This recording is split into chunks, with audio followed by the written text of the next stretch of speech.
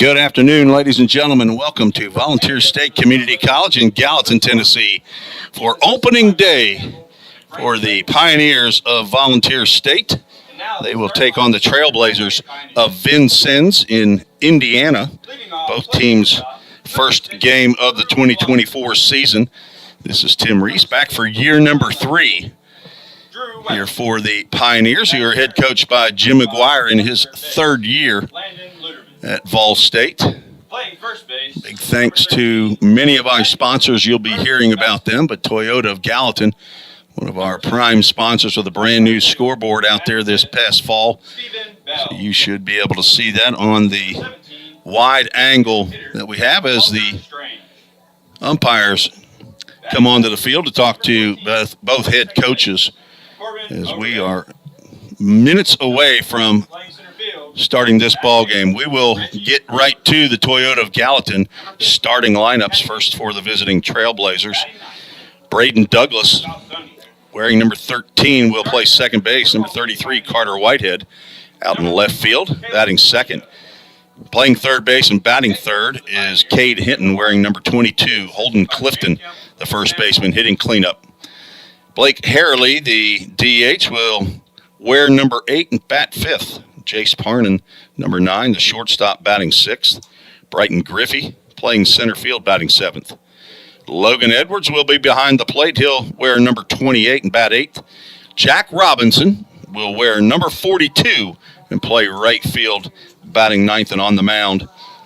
For the Trailblazers, right-hander Josh McCormick, 6'7", 190 pounds, from Indianapolis, Indiana. Franklin Central High School a year ago. 14 appearances, all starts, 4-7 record, 59 innings, which led the Trailblazers pitching staff at a 7.32 ERA.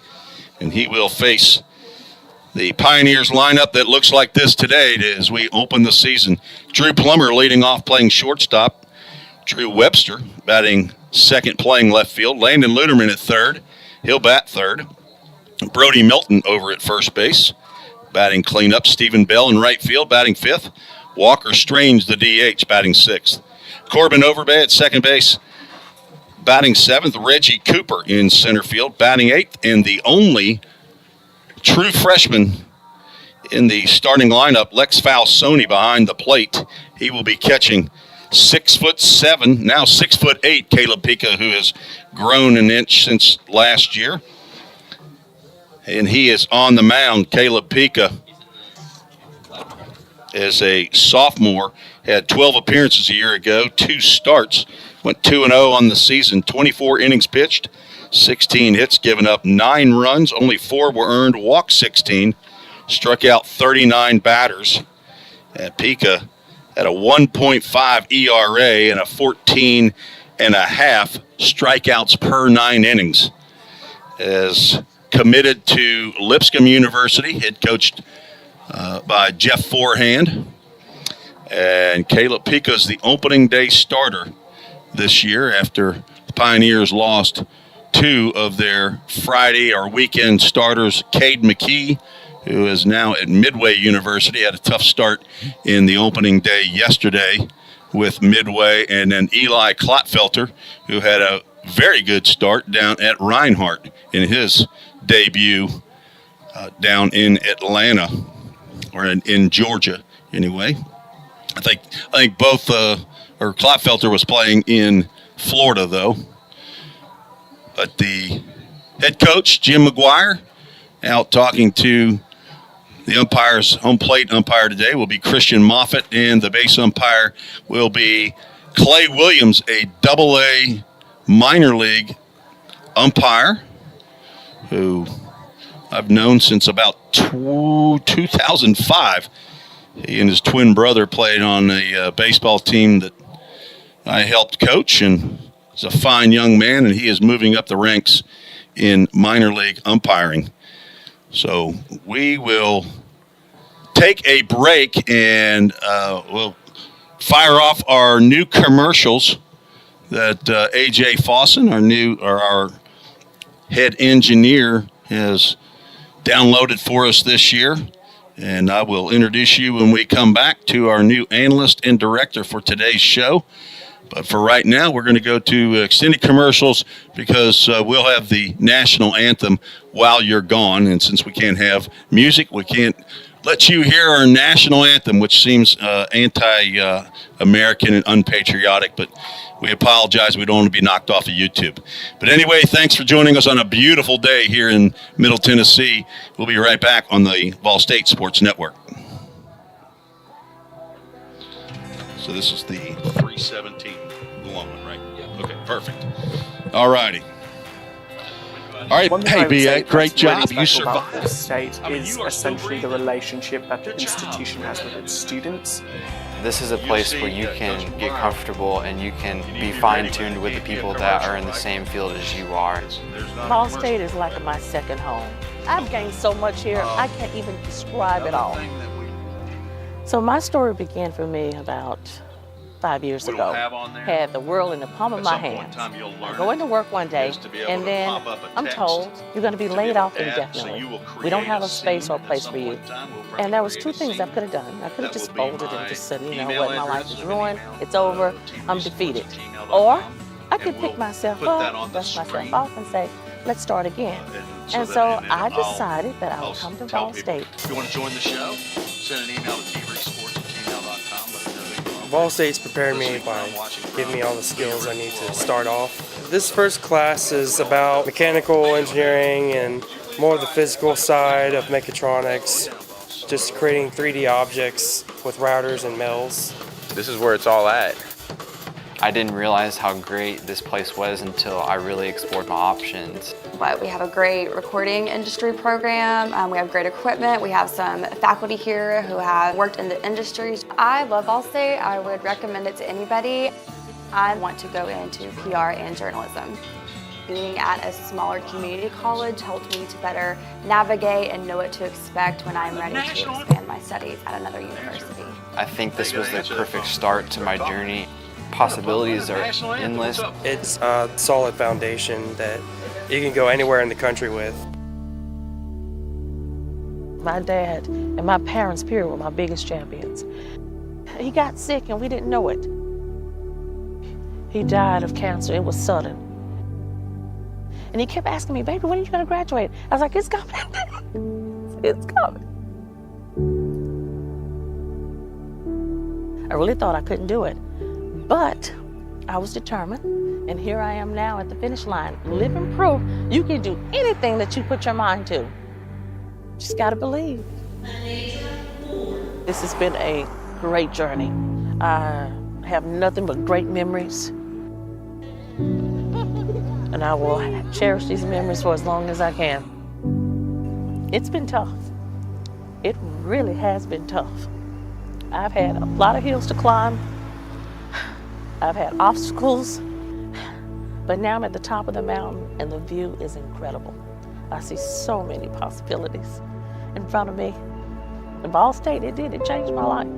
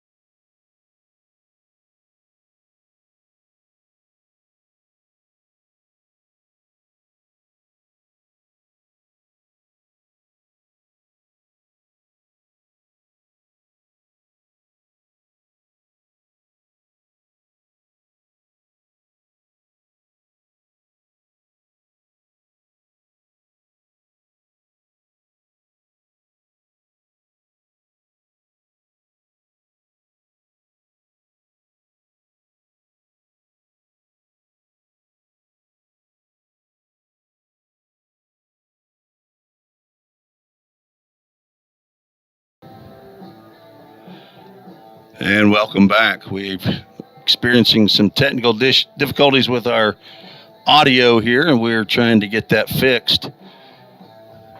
Hopefully our new director, Ryan, DeKill will be able to fix that on the fly. Here you go. You're getting right into the fray there, Ryan. So Gritty. yeah. As we get started, Athletic Director Bobby Hudson made a quick phone call to let me know that volume coming through during the commercials. So we apologize as we are set to go right at 2 o'clock. First pitch from Caleb Pika is low and inside. We are underway as the first pitch of the season thrown by Caleb Pika, 6'8" left-hander. He gets the call on the second pitch. 1 ball, 1 strike to left-handed hitting Braden Douglas.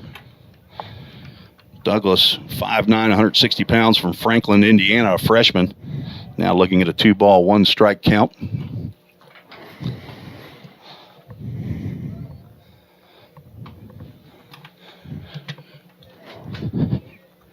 .63 degrees as we play here on a Saturday. Fisted out toward Drew Plummer. And the first out is recorded by the redshirt freshman from Summit High School.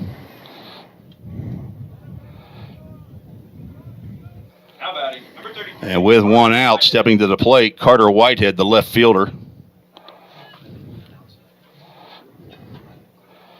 Whitehead, sophomore from Huntingburg, Indiana, the home of the DuBois County Bombers. Formerly played in the Ohio Valley League, now moving on to the Prospect League this summer, along with a full count rhythm located right here in Sumner County, Hendersonville. Long high fly ball out to left field off the end of the bat, and Drew Webster will pick up the put out. 2 up, 2 down for the Trailblazers against the Lipscomb Bison commit, Caleb Pika. Pika will try to work in the zone or just out of the zone. Way too wide there with that first offering to Cade Hinton, the third baseman for Vincennes. 6', 200-pound sophomore from Fort Wayne, Indiana.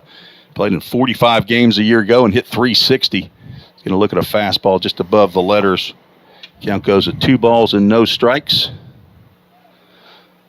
On the Toyota of Gallatin scoreboard, run by Devin Thrain. He's gutting one out here.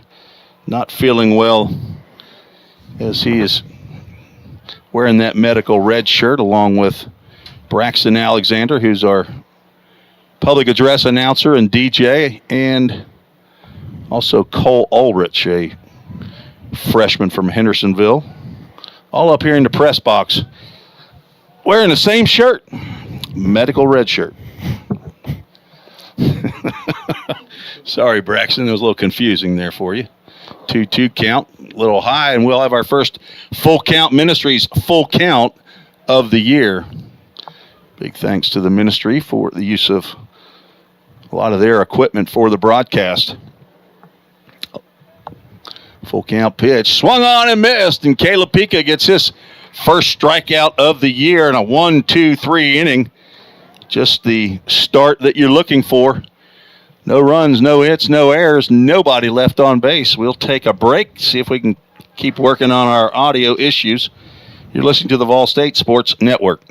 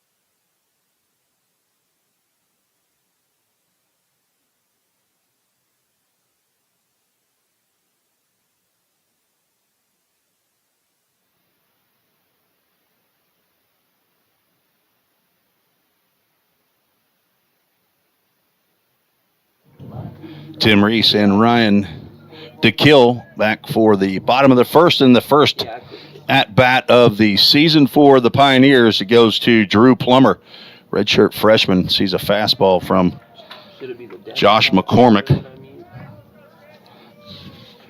outside of the zone. Plum swings and fouls that ball straight back. Drew 5'11", 165 pounds from Spring Hill, Tennessee. Went to Summit High School along with Devin Thrain. Breaking pitch misses up. Count goes 2 balls and a strike to the leadoff hitter playing shortstop. All right, I appreciate it. All right, thanks, man. 2-1 pitch, way outside, gets by Logan Edwards. Bobby Plummer's dad from Spring Hill and Stacy Plummer from Thompson Station, his mother. Saw his grandfather here as well, and he's going to take a walk on the 3-1 pitch from McCormick. Be the first base runner of the year.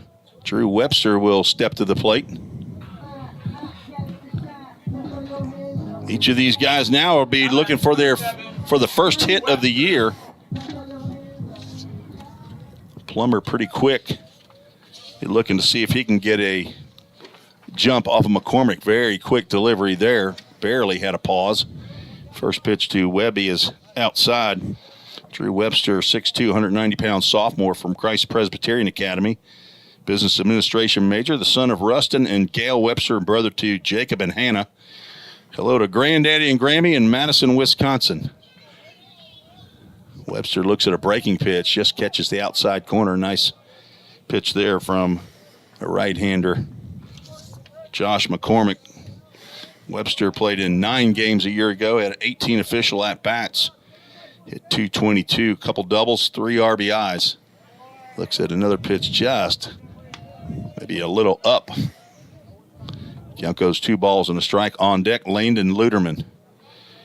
A little bit of an anomaly in the batting order for Coach McGuire. First 3 batters in the lineup are wearing the number on their back that corresponds to the position they're playing on the field.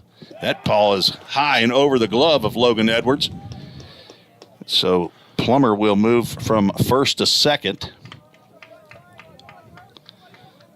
on the wild pitch and is now in scoring position for Webster.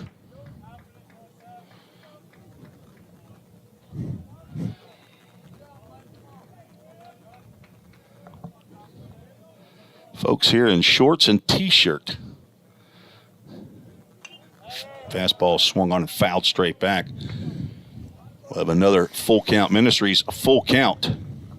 It's assistant coach Brian Campbell comes over to pick that baseball up off the screen. Vincennes head coach by Chris Barney in his 15th year, I believe. Brian Campbell, assistant coach. Frank Regal. And Webby, for his efforts, is going to get a hit by a pitch instead of a walk. Couldn't not get out of the way of that one. All right, Ryan, you settled in a little bit. Do you think we might have the issue fixed? So now you're just handling scoreboard now, and yeah, I think we're good to go on the audio. Had a little help from AJ, so should be good to go. Big thanks to AJ Fawson, who got the computer set up, and we were doing not a test run necessarily yesterday, but we were down to the wire yesterday trying to get everything set up. So, Ryan, your first baseball game, at least I know your first visit to Pioneer Field here, right? Yep, that's right. First time here. It's a beautiful day. Yep. I'm excited to be here. Tell us a little bit about yourself. You're a student here at Vol State? Yeah, I'm majoring in digital and broadcast media. Trying to get into some radio. I played baseball in high school, a little bit of basketball as well, so I heard y'all needed some help out here, and I jumped at the chance to get on a mic and get some experience. So. Well, that's awesome. It's good to have you here, and understand we may be having somebody else come and join us a little bit later on, so that'll be good. as the mound visit is over, and Landon Luderman with that bright orange stick in his hand, laid on his shoulders, is ready to get the first hit and the first RBI for Vol State. I have to wait till the next pitch as McCormick high and outside with that offering. Sophomore Landon Luderman from Knoxville Catholic High School, son of Daniel and Shannon Luderman. 5'10", 190 pounds. He looks at a strike. Played 20 games a year ago, 52 at-bats, 12 hits, including a double, 10 RBIs. Hit .231, mostly in the DH role. Ball State had a number of 2-year and 3-year players a year ago. Luderman held up on that fastball that maybe just a little bit outside, according to Christian Moffitt, our home plate umpire. Pioneers have lost 7 of 8 starting position players from last year's team. But as I said earlier, 8 sophomores or second-year players, Plummer is a redshirt freshman, who are back. A couple transfers, actually 3 transfers that are sophomores or redshirt freshman. Walker Strange, who will bat 6th in the DH role, is transfer from Lipscomb. Plummer leads off at second. McCormick high again. We'll have our third full count, Ministries full count. So we have a delay up there on the old Toyota of Gallatin scoreboard. So each of the first 3 batters have gone to a full count. Luderman's going to walk, and the bases are loaded.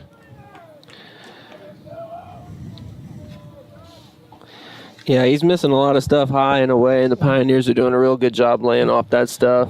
Stepping to the plate, number 13, Brody Melton. Brody Melton steps in.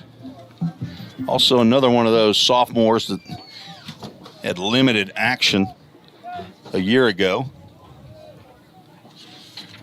And he is a strong young man from Tullahoma High School. 6'4", 205-pound economics major here, the son of Sam Melton and Amy Morris, both of Tullahoma. Hello to Opa and Omi. Also, Tootsie and Pops. Everybody's in Tullahoma. Pops that one out. He got a pitch to hit right there and just missed. Count goes 1 ball, 1 strike. Nobody out. Bases are loaded here in the bottom of the first inning. Just getting started on opening day. I mean, there's even people excited, players off the bench excited to go get a foul ball. That is amazing. You know it's opening day when that happens. Still looking for the first hit of the game. Breaking pitch. Logan Edwards blocked it but didn't realize where it was, but did not scoot far enough away for Plummer to score. These two teams, or at least Vol State and Vincennes played. It's pretty much 50% of a new team, at least for Vol State, and I'm sure it's the same for Vincennes. Even though Vincennes is a 4-year school, they play a junior college athletic schedule. Fouled off to the right side into the now much less dense trees area off to the right side.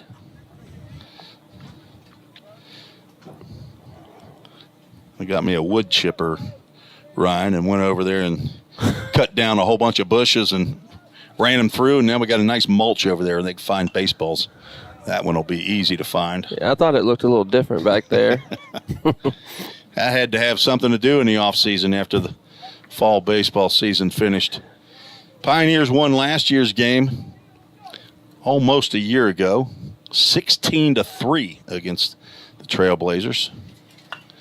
It's that one a long way, but that's going to get into the parking lot way foul.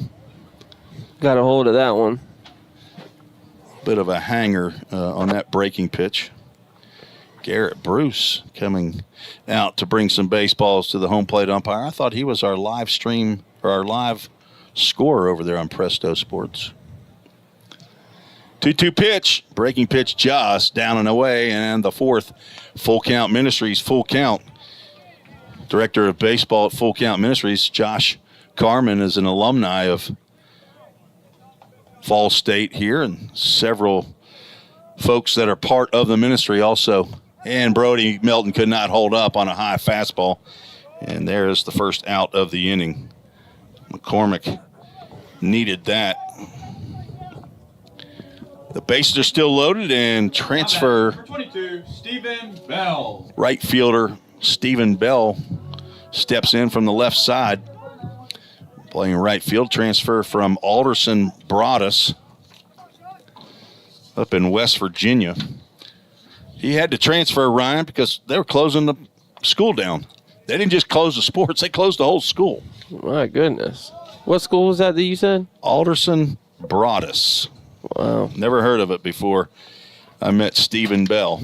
Well, I'm sure the Pioneers are happy to have him. They are. He's stepped in and have high expectations. Looks at not for long, he doesn't look at that fastball as he steps away from that one. 6'3", 180-pound sophomore from Brentwood, Tennessee.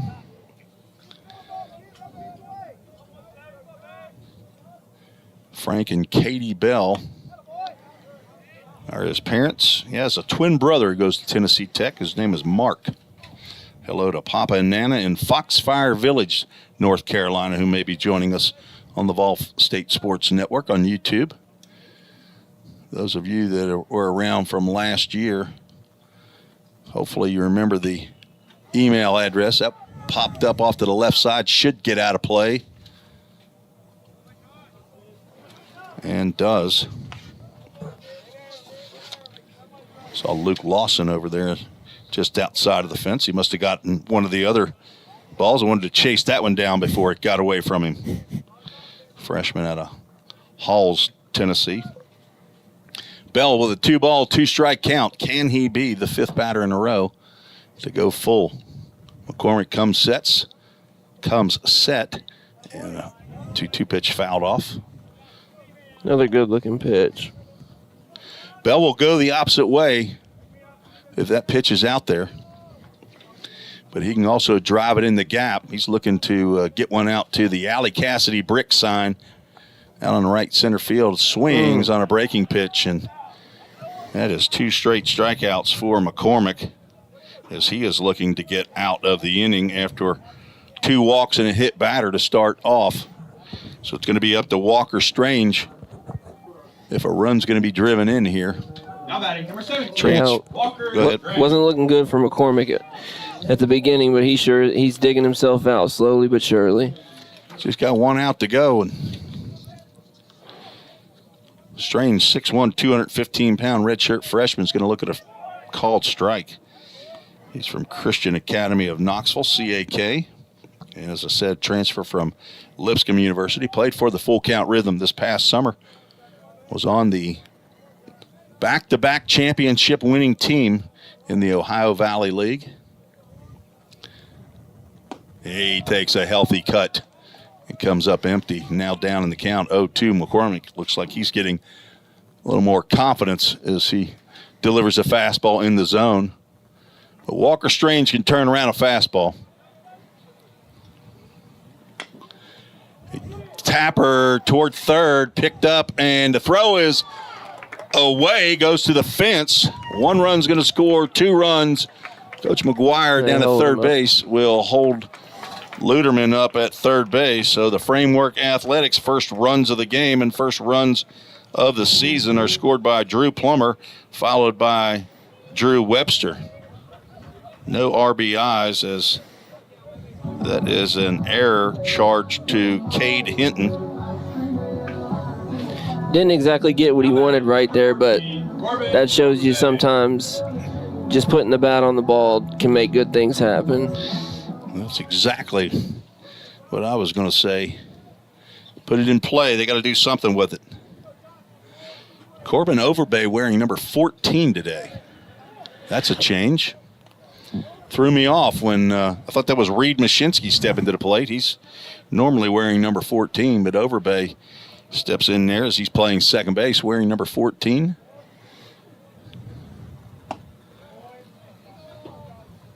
McCormick now 1 ball, 1 strike on the sophomore from Sevier County High School, Sevierville, Tennessee, 5'9", 170 pounds. Son of Drew and Heather Overbay and brother to Jensen. Nice block there by Logan Edwards with runners at second and third. Oh, yeah, they got one.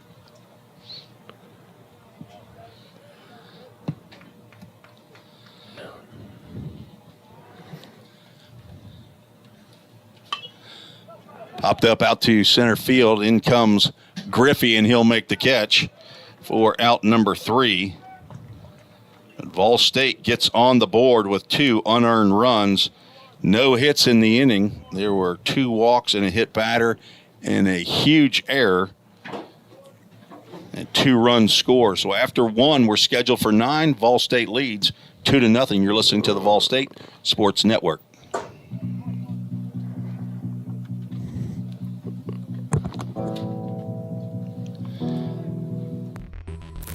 Cybercrimes take place online, and companies need more well-trained workers to stop it. Vol State is training me to help combat cybercrimes in the future. We're training them for those type of jobs that are out there. Vol State CIT programs prepare students to earn industry standard certifications within the IT industry. I choose Vol State because the future needs me now. My story could be your story. Have you ever wondered what happens when you click Buy It Now?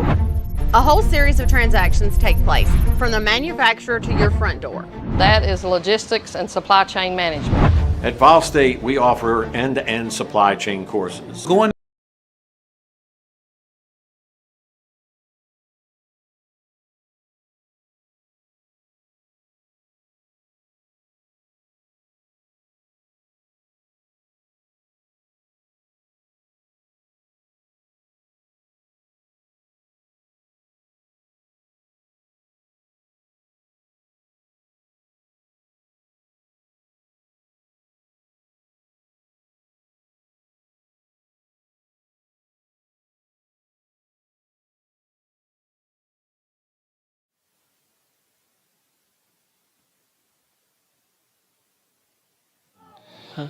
Welcome back on the Vol State Sports Network. Top of the second inning.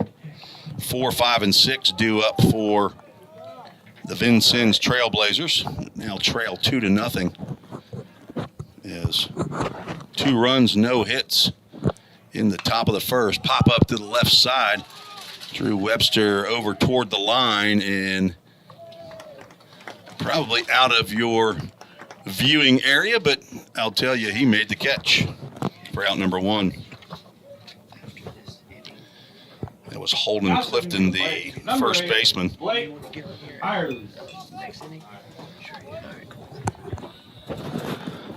Stepping in now, Blake Herrely, H-E-Y-E-R-L-Y, Herrely, I'm going to go with. Final answer, DH from Monroe, Indiana, 17 games a year ago. 5 hits. He hit 208 with 4 RBIs, and he's going to be looking at a 2-ball, no-strike count. Caleb Pica on for inning number 2. Going to be on a pitch count. Not sure how many that is. Might be 50, 60, 70. B.A. Braxton Alexander, do you know? Going to go 60. It's his guess. Swing and a miss. Good pitch. Had some tail on it, didn't it? Yeah. On deck, Jace Parnan, the shortstop. It's another swing and a miss. Pica strong with 2 in the zone after going 2-0 to the DH.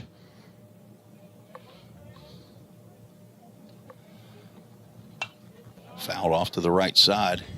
MGM Industries foul ball. Are looking through these beautiful windows. If you've been with us, you know how proud that I am of MGM Industries for donating these custom-made windows a little over a year ago as we did our press box remodel. Nice pitch right there, and Harley was able to hold up on that. Trying to get him chased, not a bad idea. No. Nice block by Falsoni. Count goes full.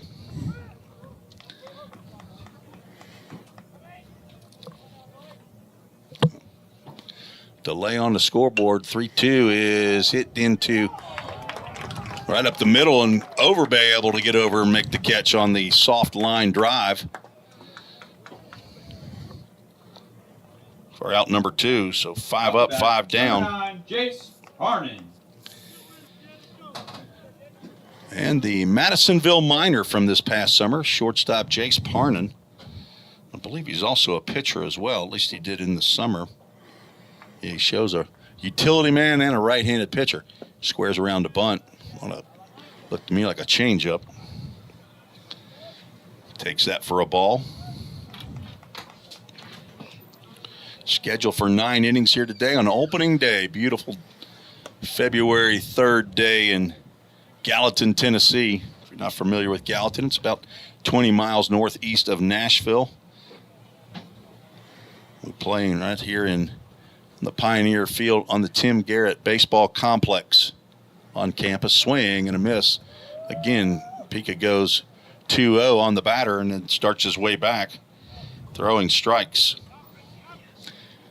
Parnan, a 6 foot, 185-pound sophomore from Fort Wayne, Indiana. Turns away from that high inside fastball. Played in 31 games a year ago, 10 hits. Had 3 doubles, 5 RBIs, hit .357. 3-1 pitch from Pika, swing and a miss. Gets him to chase the outside, pitch again. Another full count, Ministries full count. 2 outs, nobody on in the top of the second inning. Stephen Bell moving in right field. And Pika misses badly there. Will be the first base runner for Vincennes. Now batting. Brighton Griffey, the center fielder, steps in. 6'2", 170 pounds from Louisville, Illinois. 23 games a year ago, a couple of hits in 4 official at-bats. Also on the mound as the runner goes. Pitch is a strike call, throw down to second base. And Lex Falsoni's 1 for 1 in his college career on throwing out base runners.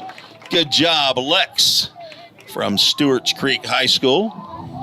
So 3 up, 3 down after the nice 2-4 put out on the caught stealing.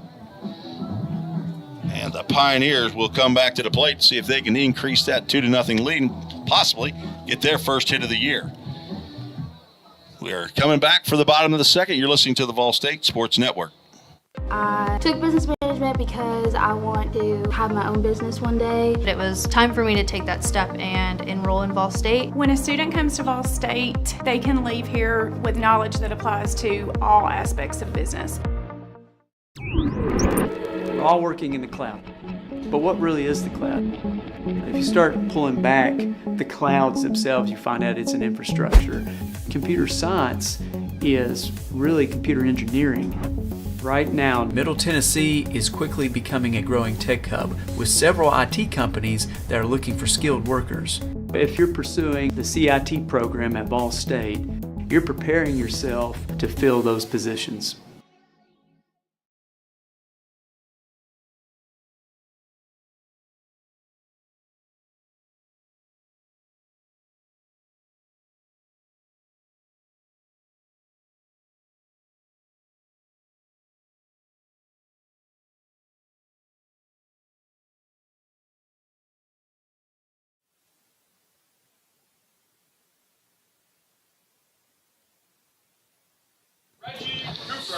Welcome back on the Vol State Sports Network. Tim Reese, Ryan DeKill, and now Nico Wallace.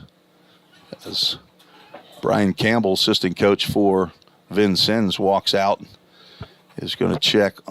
I guess as we're playing hide and seek, we're looking for something in the ground, and apparently it's an earpiece for communication, as they will give the catcher the pitch to call.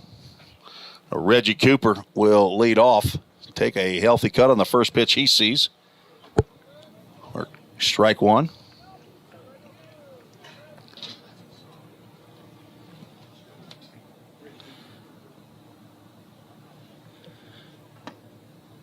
Just missed with that one.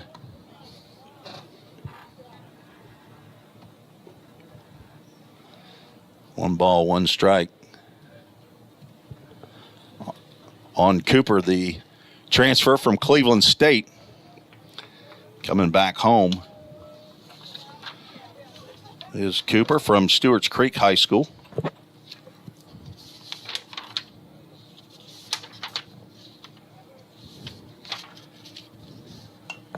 Fouls that one off to the right side. Count moves to 2 balls and 2 strikes. Reggie, 6'2", 195 pounds, sophomore from Smyrna, Tennessee. Exercise science major, son of Reggie and Wendy Cooper. 33 games with Cleveland State a year ago. And he's going to look at strike 3 on a breaking pitch that buckled his knees. Third strikeout by Josh McCormick. That'll bring up Lex Falsoni, the rifleman, as he ended the top of the second inning with a strike down to second base to cut down Jace Parnan. Falsoni, the only true freshman in the lineup for head coach Jim McGuire, standing down at third base with the nice new BP Tops hoodies, short sleeve. Falsoni fooled on that first pitch.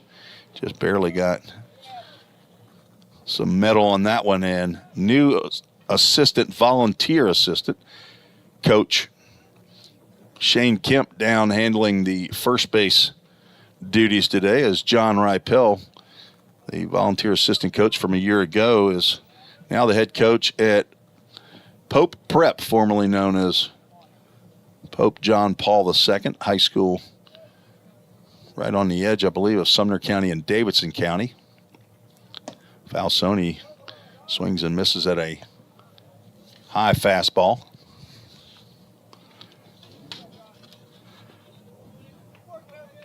Lex played in 12 games this past fall and basically was a starting catcher for Vol State. He had one injury, and one catcher wasn't even here at that point. Christian Dunn came on in the break, and J.C. Menendez was injured. So Falsoni got a lot of the work, and the count now moves to 2 balls and 2 strikes. Lex 5'11", 210 pounds, from Smyrna, Tennessee, the son of Jerry and Andrea Falsoni. There's a grandpa and a grandma up in Michigan. Might be tuning in here on the Vol State Sports Network. Swing and a miss. Not sure if that was what kind of fastball that was, but it had some action that came back in on Lex, and that's the 4th strikeout for McCormick. So he strikes out 4 of the first 9. Drew Plummer steps in, who drew the walk and scored the Framework Athletics first run of the game. Nice breaking pitch there, catches the outside corner. So Nico Wallace is handling the directing and the scoreboard that you see on the screen. He has been with me a couple games when we do basketball, handling the camera and directing. So he's getting his first work with the baseball scoreboard, which is maybe a little bit different. And he actually has a microphone there that if he talks, you'd actually hear him. But he's giving me the head shake, so I'll turn your microphone down. He don't want to say anything. I'll tell you what, these guys have been huge additions, though, to the broadcast. So if you ever listen to basketball, the camera work now is just light years better. 3-1 is Drew Plummer is 1,000 on base percentage. Draws another walk, the 3rd walk of the ball game by McCormick. That'll bring up Drew Webster, who would have walked, except the pitch came in a little bit too tight on him on a full count. So he took a hit by a pitch instead of a walk. He also scored on the error off the bat of Walker Strange, throw over to first base. Plummer is back, head first. Plummer did not play last year. It was a red shirt. But as much as I saw him, though, he seemed like he was playing. He can play about anywhere. He's backup catcher. He can play anywhere in the infield. He's playing short today. He can play second. If you need be, you can play him at third. I'm sure he's athletic enough to play any of the outfield spots. A Summit Spartan. Webster says no to that breaking pitch. It's upstairs. Drew Webster, one of 10 of these players that I meet with on a weekly basis in a full count ministry discipleship group. It's called 242 group, based off the verse Acts 2:42. He's going to be standing up there with a 3-0 count. Fine young man. I've enjoyed getting to know Drew and the others. Braxton Alexander, our PA man, one of the 5 pitchers, as Webster stares down at a 3-0 fastball right down the can. He won't be staring this time if he sees that same pitch. He's going to turn loose. He's not going to see it. A draw walk this time, a little less painful than the last time he got on base. 4th walk of the game for McCormick. Now batting, number 5, Landon. A little bit of activity. Looks like a right-hander down in the bullpen as head coach Chris Barney steps out of the dugout, and they've already called for the new pitcher. So we're going to have a Summit Concrete call to the bullpen here in the bottom of the 2nd inning. We'll take a break. We'll tell you about the new pitcher when we return on the Vol State Sports Network.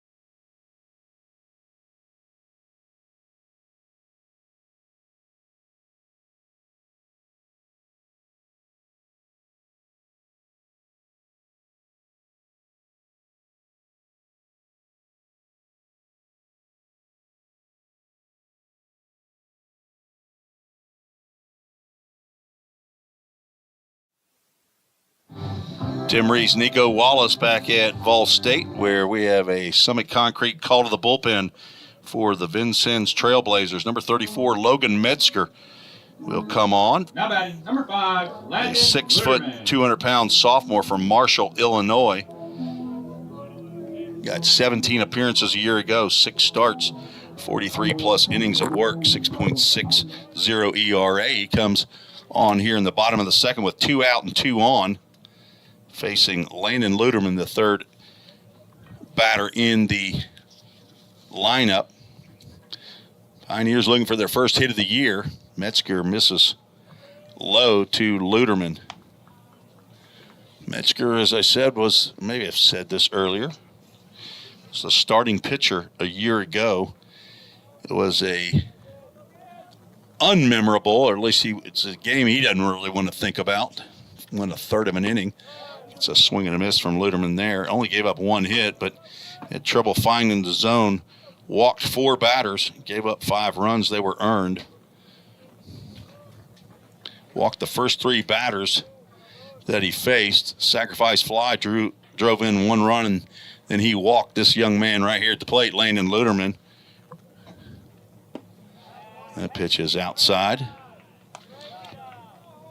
Walked Luderman to load the bases again, and then Carter Vrabel, now at Tennessee Tech, had an infield single to drive in a run.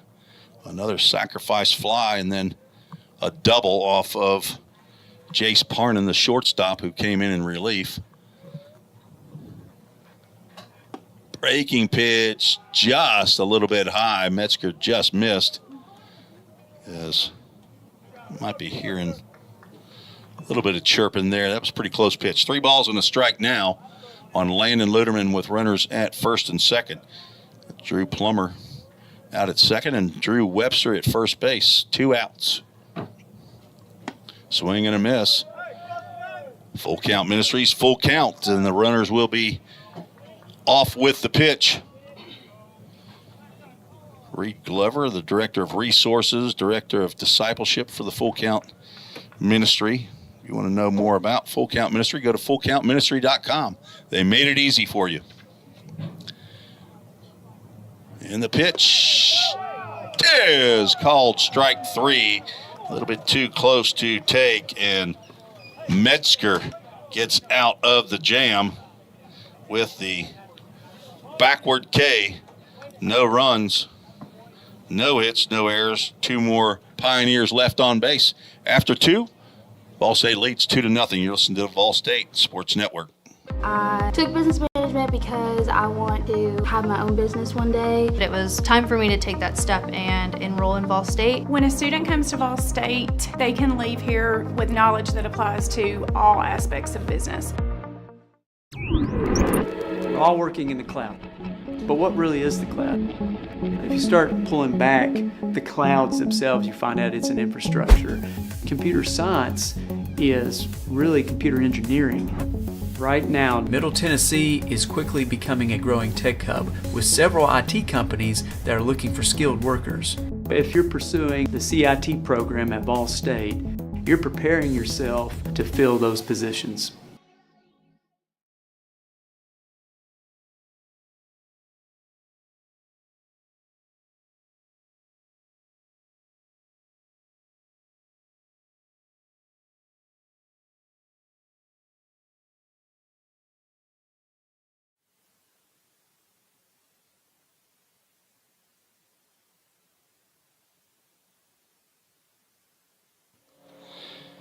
Tim Reese back on the Ball State Sports Network. Nico Wallace handling the direction. Now batting, number 10.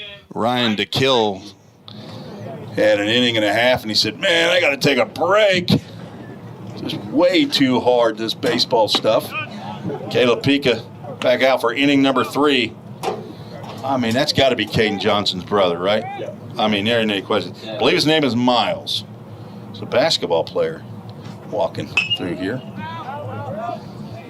Brighton Griffey, who was at the plate when Parnan was cut down stealing, fouls that one off to the right.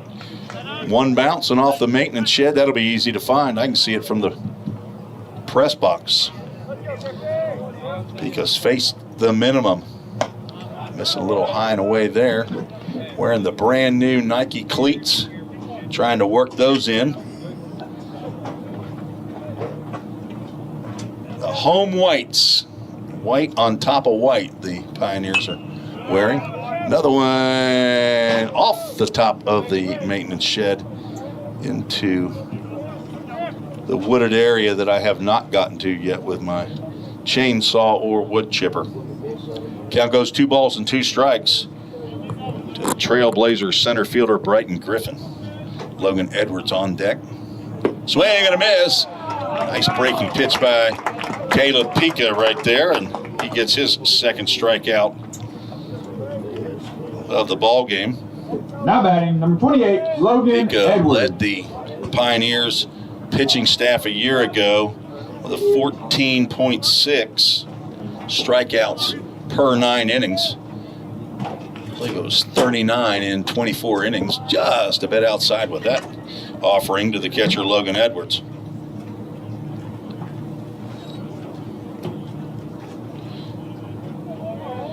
Edwards, a freshman from Corydon, Indiana.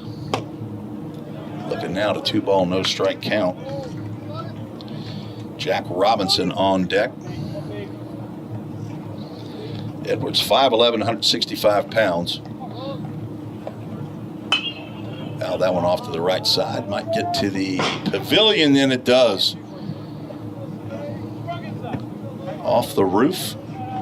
Under that pavilion during the TCCAA conference tournament this past May.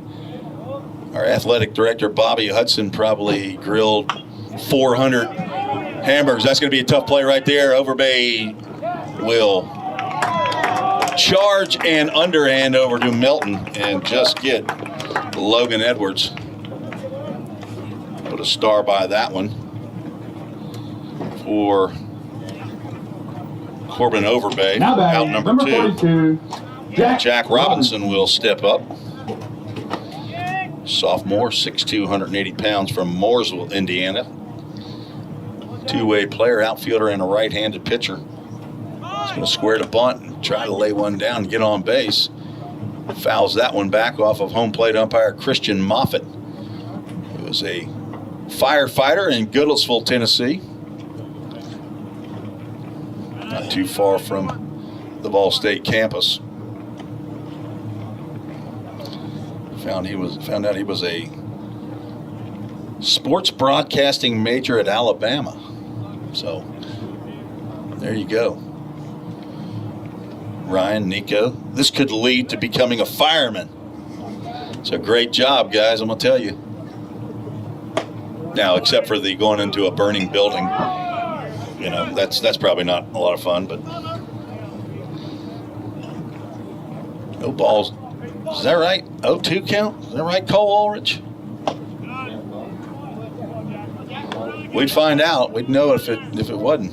I thought that second pitch might have been a hair outside, or maybe actually several hairs outside. But now count goes 1 ball, 2 strikes. Robinson started to go, but held up. On deck, leadoff batter Braden Douglas. Pica trying to go through 3 clean here to start the year. Committed to Lipscomb in the fall. Breaking pitch fouled off. Nice pitch. Robinson just got enough of that one.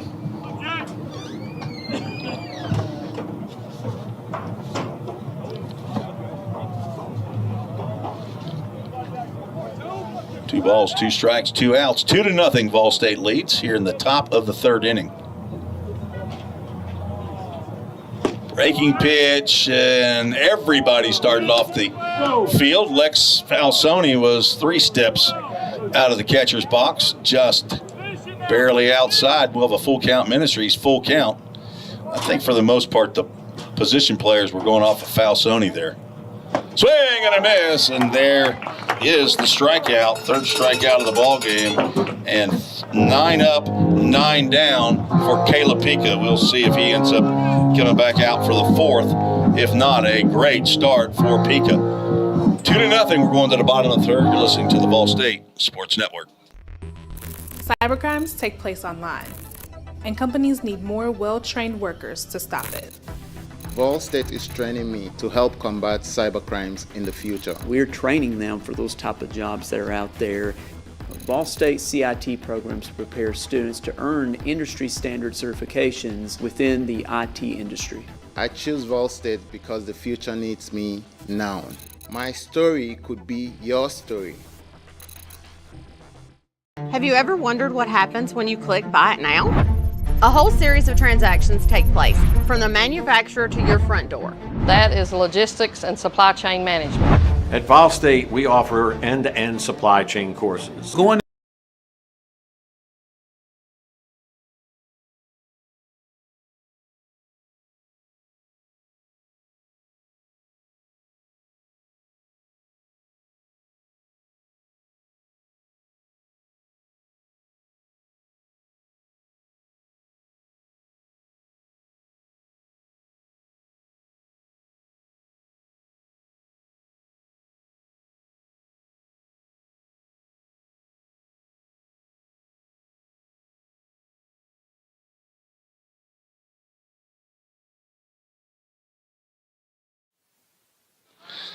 Bottom of the third we go. 4, 5, and 6 due up for the Pioneers. Still looking for the first hit of the year. As a second pitcher on for Vincennes, Logan Metzger, who came in with 2 on and 2 out. Faces Brody Melton.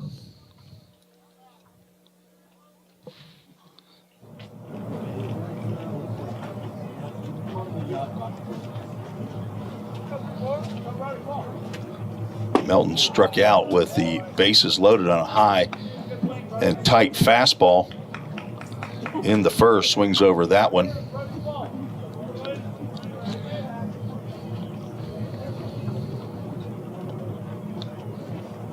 And something similar to that as he cannot lay off another high fastball. Metzger heading to count 1 ball, 2 strikes.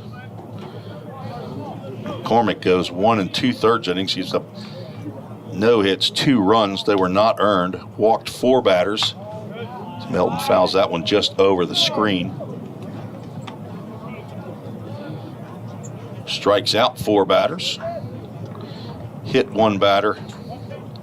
And right now is on the hook for the loss.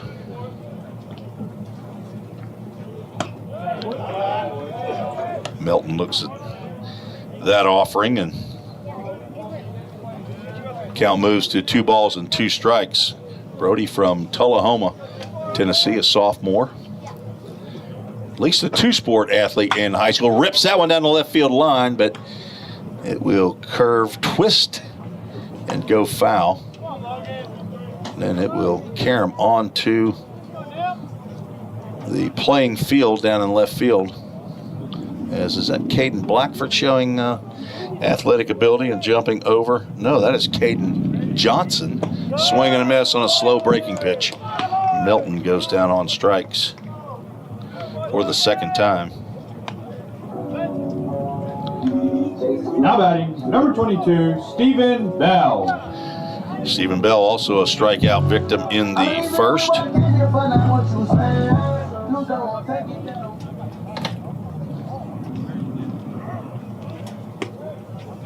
Off-speed pitch, misses low and inside.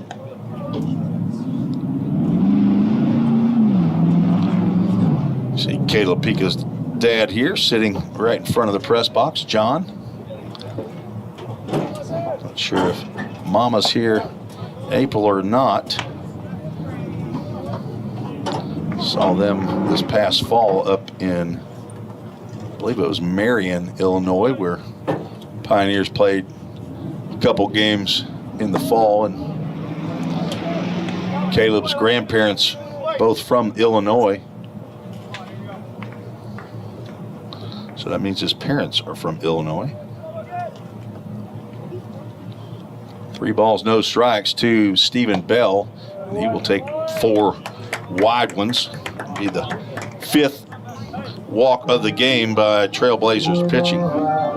First one for Metzger. Walker Strange steps to the plate wearing number 17, red shirt freshman. Now batting, number 7. Put the bat on the ball, slow tapper toward third base. Cade Hinton gloved and threw over to first base, but it was wide of Holden Clifton at first base. And 2 runs scored, and that's where we stand, 2-0, and a no-hitter being thrown by both pitching staffs as a throw back to Metzger gets by, but Parnan picks it up and Bell unable to advance.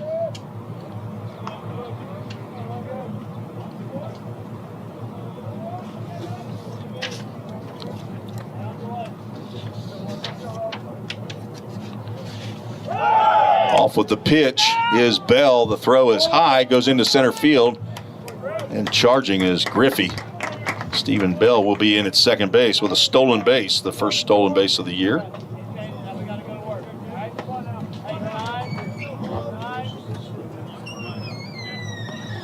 Pitch was a ball, so 1 ball, 1 strike on Strange.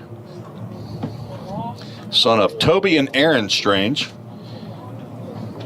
Brother to Shepard and Rosemary. Walker started to back out a little bit. That breaking pitch just sailed outside a hair. He's a general education major.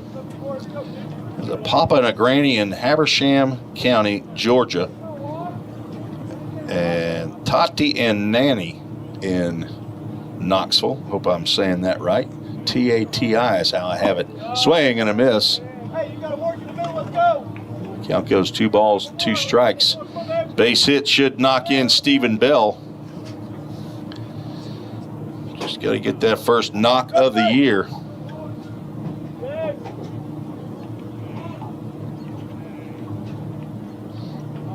Gonna throw back to second base.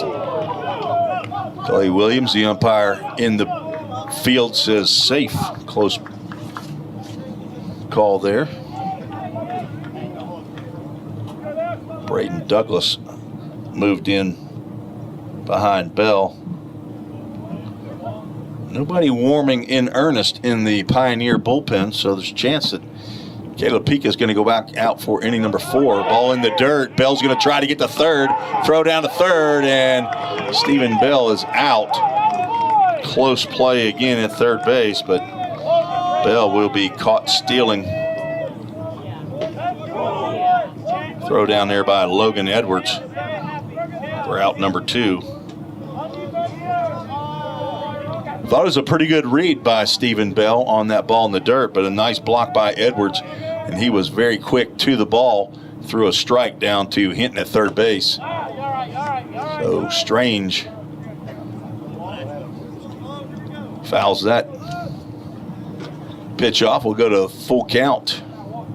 Full Count Ministries, full count for the young man that played for the Full Count Rhythm this past summer. Played third base and DH'd. He hit about 250 or 260. He had a good summer. For head coach Josh Carmen and general manager, able to lay off of that one, and that's the second walk of the inning.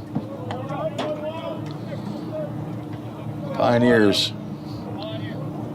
not taking full advantage of the free passes. They've been given 6 walks and a hit batter. How about it? Number 14, Corbin Overbay.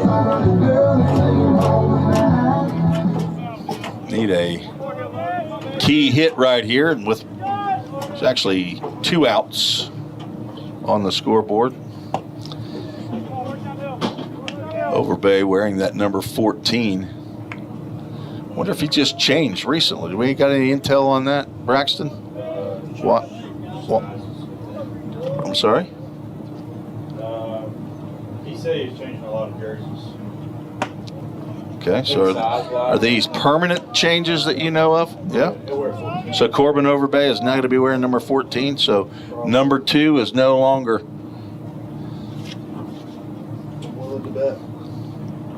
Willing to bet. Oh, Mashinsky, it does show on the roster as number 2. So they've basically switched uniforms.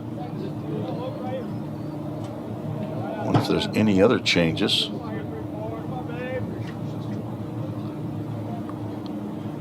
.20, and that will must not be 2-0. Is that 3-0? As Overbay looked like he was headed down there. Is that the delay on the 3 balls and a strike? Nico, we got that on our scoreboard. 3 balls and a strike, 2 outs. Strange will not be going. He will stroll down to second base now with the third straight walk. And except for the caught stealing, bases would be loaded with one out as Reggie Cooper came to the plate, but instead of only 2 on and 2 out, Cooper struck out looking to lead off the second inning. Could Reggie Cooper be the one to get the first knock of the year? Breaking pitch in there for a called strike. Another right-hander loosening in the Vincennes bullpen. Opening day for both teams. 63-degree game time temperature.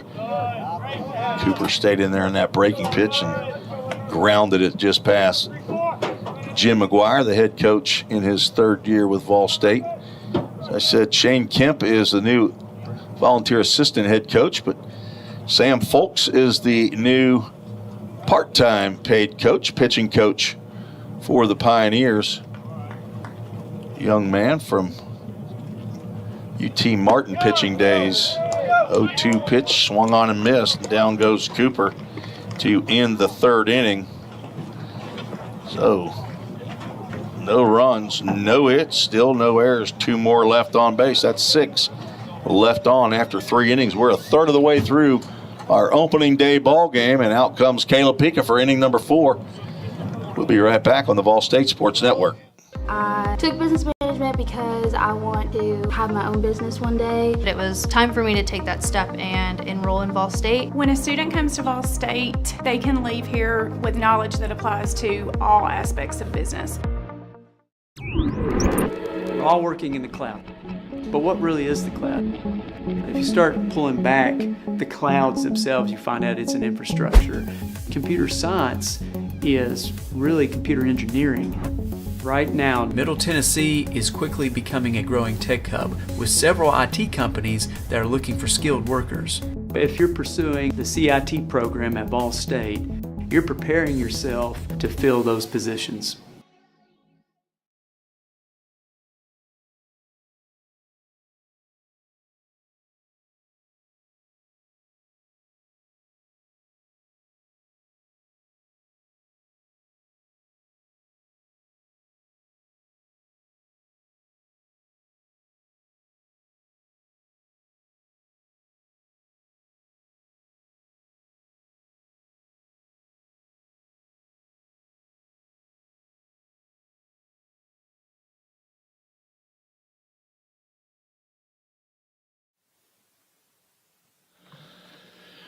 Tim Reese, Nico Wallace, and Ryan DeKill back on the Vol State Sports Network. Kayla Pika comes out for inning number 4.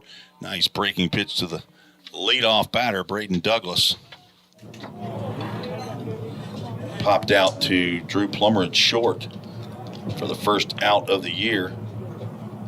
Another breaking pitch. Douglas able to hold up.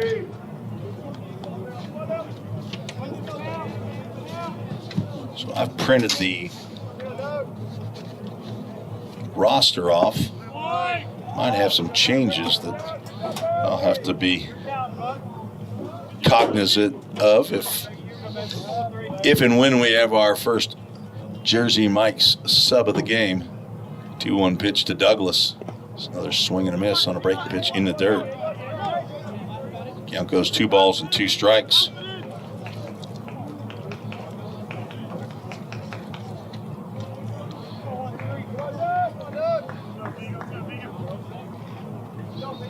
Braden Douglas, Carter Whitehead, Cade Hinton here in the 4th.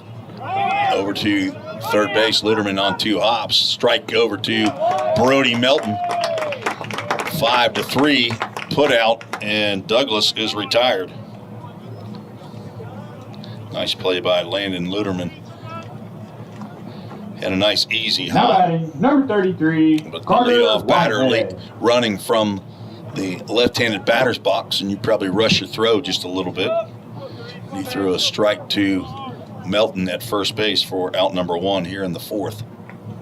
Whitehead looks at like an off-speed pitch, maybe a change up there, and just outside. That one's not outside. That one's over the plate. Count goes 1 ball, 1 strike. Stay tuned. After the game, we'll have the Full Count Ministries verse of the game. And today's verse is provided by Miss Waldina Johnson, Caden Johnson's grandmother, also known as, or more well known on this broadcast as Mimi from Gadsden, Alabama. Hello to Mimi and Granddaddy down there in Gadsden, Alabama. We might have a Caden Johnson sighting during this game as Whitehead goes down on the off-speed pitch. That is the 4th strikeout by Stepping to the plate, Caleb number 22, Cade Henson. So she has provided and will throughout the year provide a Bible verse for us, and she picked a good one for today.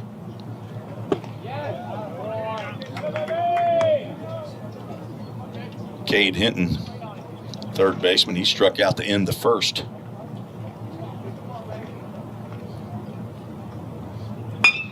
Ground ball to second. Overbay charges, gloves, throws on to first base. 12 up, 12 down for Caleb Pica. What a start for the 2024 season for the 6'8" left-hander out of John T. Overton High School, headed to Lipscomb University. You're listening to the Vol State Sports Network.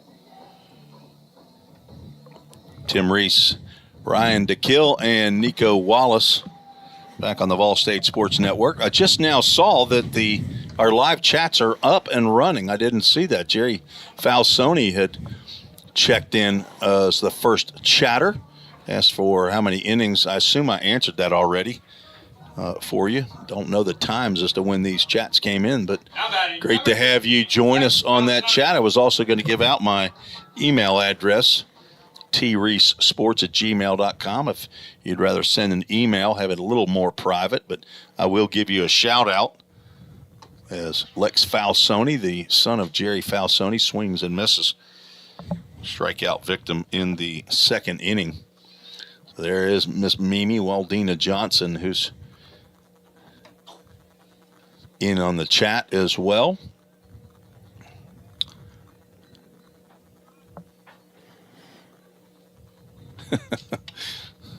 I'm reading some of this. I got to have to read them. I can't read them off on the air without having an idea. You, of course, can see. We want to hear more about the guest broadcaster. Will we brought him back? Michael Robinson wants to know more about the guest broadcaster, Ryan DeKill. Swing and a miss. Down goes Falsoni. Well, we put the headset back on Ryan. Nico is handling the direction, so it's a 3-man crew here. But Ryan, they want to know more about you. Was it anything specific that you wanted to know? I thought maybe that was your dad or something. No. Michael Robinson wants to know more about you, but maybe, how tall are you? How much do you weigh? What you run the 40 in? I don't know if I want to disclose some of that information. Drew Plummer walked twice, scored one of the 2 Vol State runs. We'll get to a little more about Ryan maybe during a half inning when we don't go to a break. How about that? Nice breaking pitch there by Logan Metzger. Been a little while, but he struck out 4. Swing and a miss there. Apparently not an 0-2 count. We got 1 ball, 2 strikes. Toyota of Gallatin scoreboard throwing me off, but Drew Plummer looks at that offering and just heads back to the dugout. He knew he was going to get rung up there. 5th strikeout for Metzger.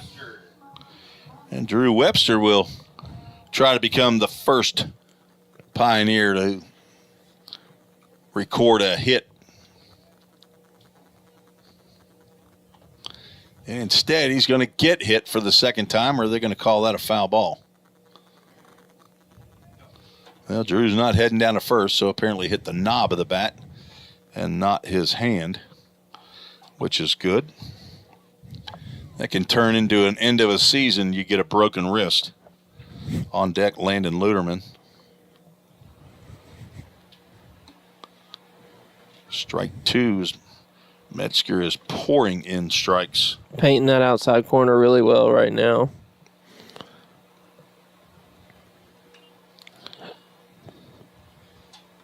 Fouled off. Got the batter's eye, the green mesh up in center field, but the gap building just a little bit over it, maybe a little bit hard for these guys to see, and a swing and a miss. And Metzger strikes out the side. We'll keep it right here, Nico, and we'll have a Summit Concrete call to the bullpen, but we'll talk to Ryan DeKill, and we want to help the people out that are listening in, Ryan, so they want to know a little bit more about you. Okay, so you graduated from Mount Juliet High School. That's right, 2013. Okay, and so in between 2013 and 2024, you have not been a college student that entire time. No, I have not. Okay. Well, I started college about a year and a half ago. So, yeah, just kind of figuring out life, you know. Did you have a trade that you were doing then for that 10-year time period? I did you weren't a lot. Sitting in your mom's basement, I guess, for 10 years, right? A lot of lawn care. Had a couple of kids in between there. Okay, well, that'll keep you busy. Yeah, definitely. But they like to eat, too, so you better have a job, right? Yeah, definitely, yeah. A lot of food, lot of money those kids cost, but they're a blessing. They're fun. Changed my life definitely for the better. Okay, well, go ahead and shout out their names. Yeah. Shout out to Mason and Bellamy. Those are my kids. I don't know if they're listening. I don't know. How old are they? Mason is 4 and Bellamy is 3. Okay. White. So you've done some landscape and lawn care work, and now I guess you still have to be working if you're a dad and a college student. Yeah, just kind of dabbling in whatever I can get my hands on right now. Okay. I mean, robbing banks is not one of them, though, right? Let me just tell you, there's no money in that, okay? Yeah. You know, you become a white-collar criminal if you really need big money. Yeah. Okay? And bank robbery is not a white-collar crime. Yeah, if this doesn't work out, I might have to look into something like that. But yeah, well. You better get used to jail then if that's the case. Yeah. All right, well, we have a Summit Concrete call to the bullpen for the Wall State Pioneers, and it is a second-team all-conference starting pitcher from a year ago. Sophomore Parker White is now towing the rubber. Paul White, I got a text from Paul earlier. He was on his way up here for the ball game and got into a crash, got rear-ended, so he said he was okay, and I'm sure he's listening in. Paul, you can send in a chat. 6'1", 195-pound left-hander from Knoxville West High School. The son of Paul White and Carrie Myers. Paul living down in Huntsville now, and Carrie in Knoxville, I believe. And the first pitch from P-Dub is in there for a called strike to Holden Clifton, the cleanup batter. And he rifles a base hit into left field, and there's the first base hit of the ball game. Paul White doesn't want to hear that. P-Dub wearing number 25 this year? I believe he is. Number 8. He was wearing 47 maybe a year ago. So now Parker looking for a do-dat double play off the bat of Blake Harley. The DH, he had a soft line drive, throw over to first base, and Clifton is back.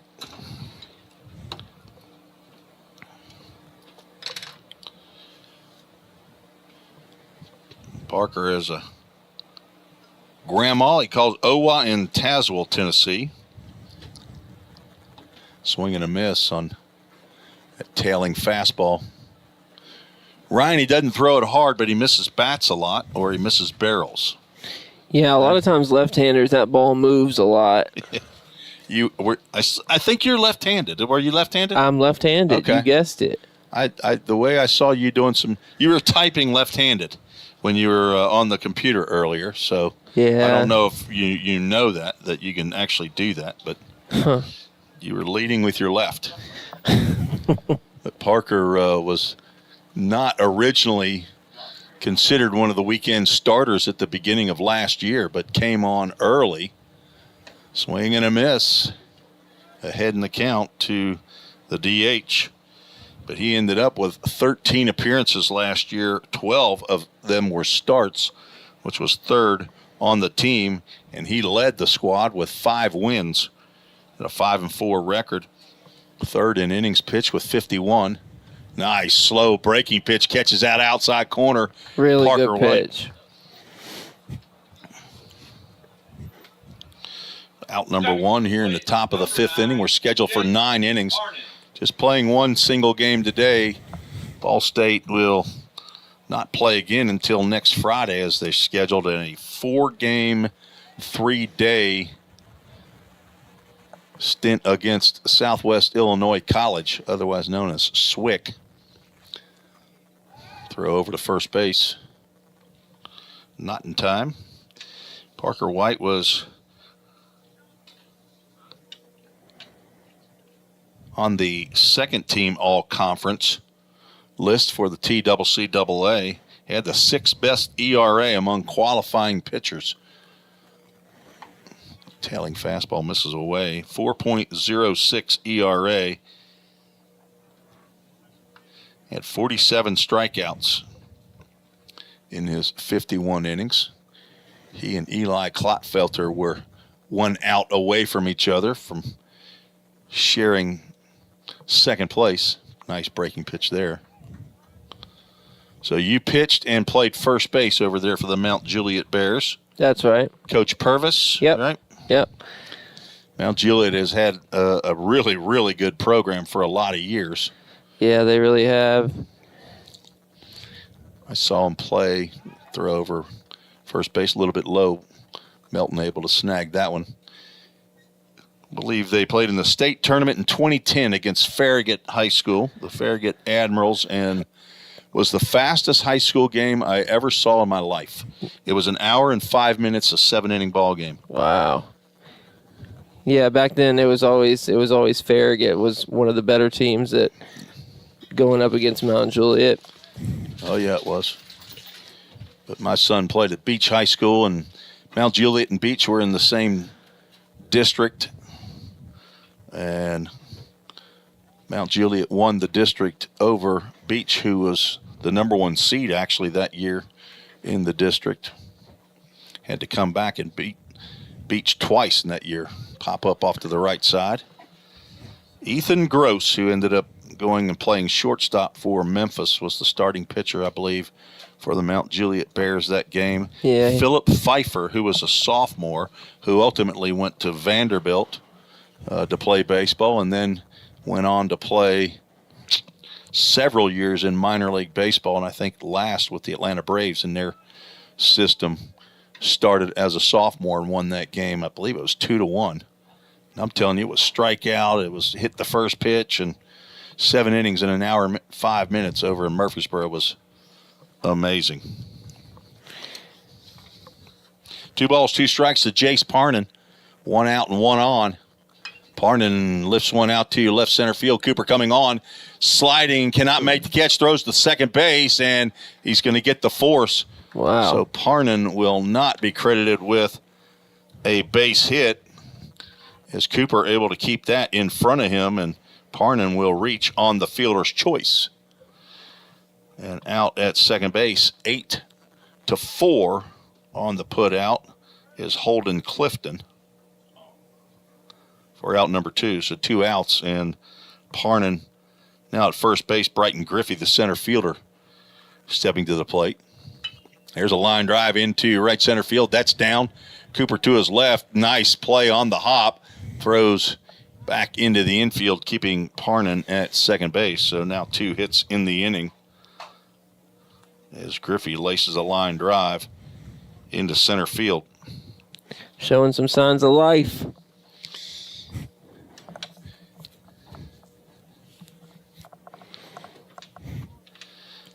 White gave up a few hits. He almost gave up a hit an inning a year ago, but stranded a lot.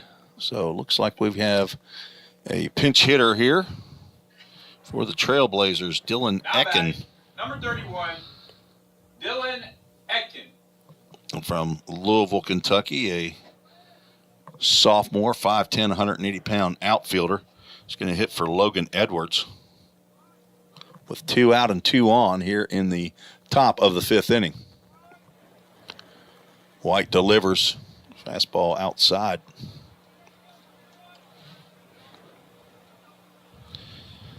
Logan Edwards, the catcher, taken out. Doesn't look like Ecken will go in behind the plate, so we'll see a new catcher.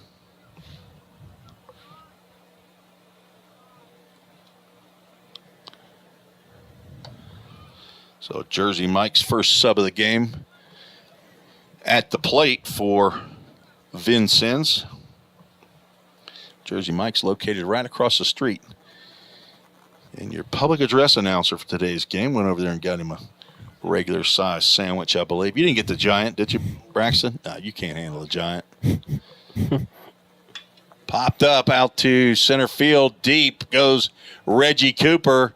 And that ball not only popped up, but that ball will leave the yard out just to the right of the batter's eye over the Game Time Sports Field sign. So a pinch hit home run here in the top of the 5th inning from Dylan Ecken in his first plate appearance of the year. So home run number 1 sails out of here. Not sure if the wind's blowing out there much or not, but flag is blowing out if there's any help. Definitely looked like it carried some, didn't it? Yeah, it did.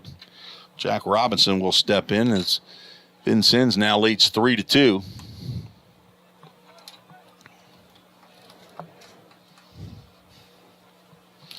Big play now. Reggie Cooper getting that force at second base.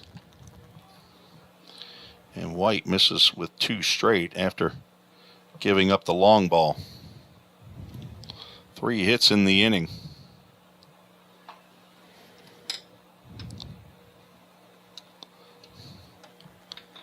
Now 3 balls and no strikes. Robinson struck out to end the 3rd. Caleb Pika went 4 innings. No hits, no runs. Did walk 1 batter. Struck out 4. It's a 3-0 pitch in there for a called strike.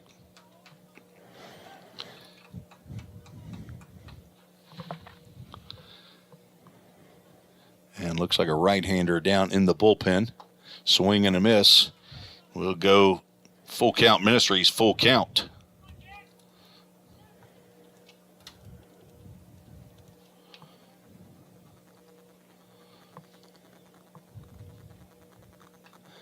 And a full count.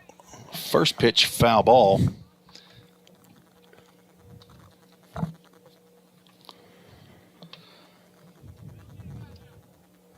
Single to open the inning by Holden Clifton. He was forced at second base. Tapper right back to Parker White, who gets on 1 hop.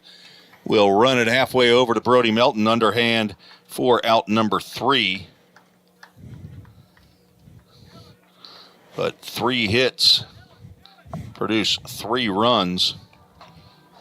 They are all earned. No errors, nobody left on base. We are headed to the bottom of the 5th inning. For the first time, Vol State is behind in this ball game. We'll need to get the sticks going. Still looking for their first hit of the ball game. Down 3-2. You're listening to the Vol State Sports Network.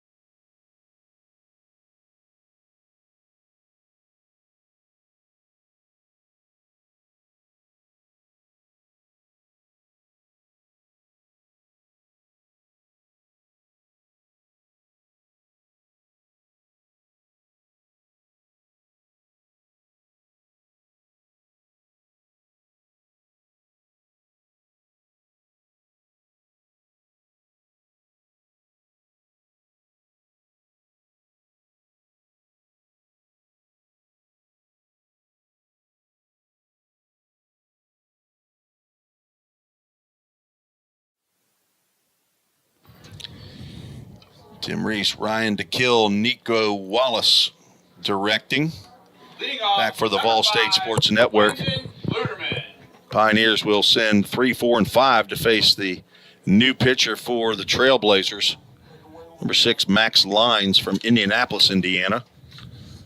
We'll come on and try to get a hold here as Logan Metzger departs after throwing 2 1/3. Struck out 6. And now in line for the win. Luderman looks at a fastball in the outside corner for a called strike. 1 ball, 1 strike. Landon has walked and struck out.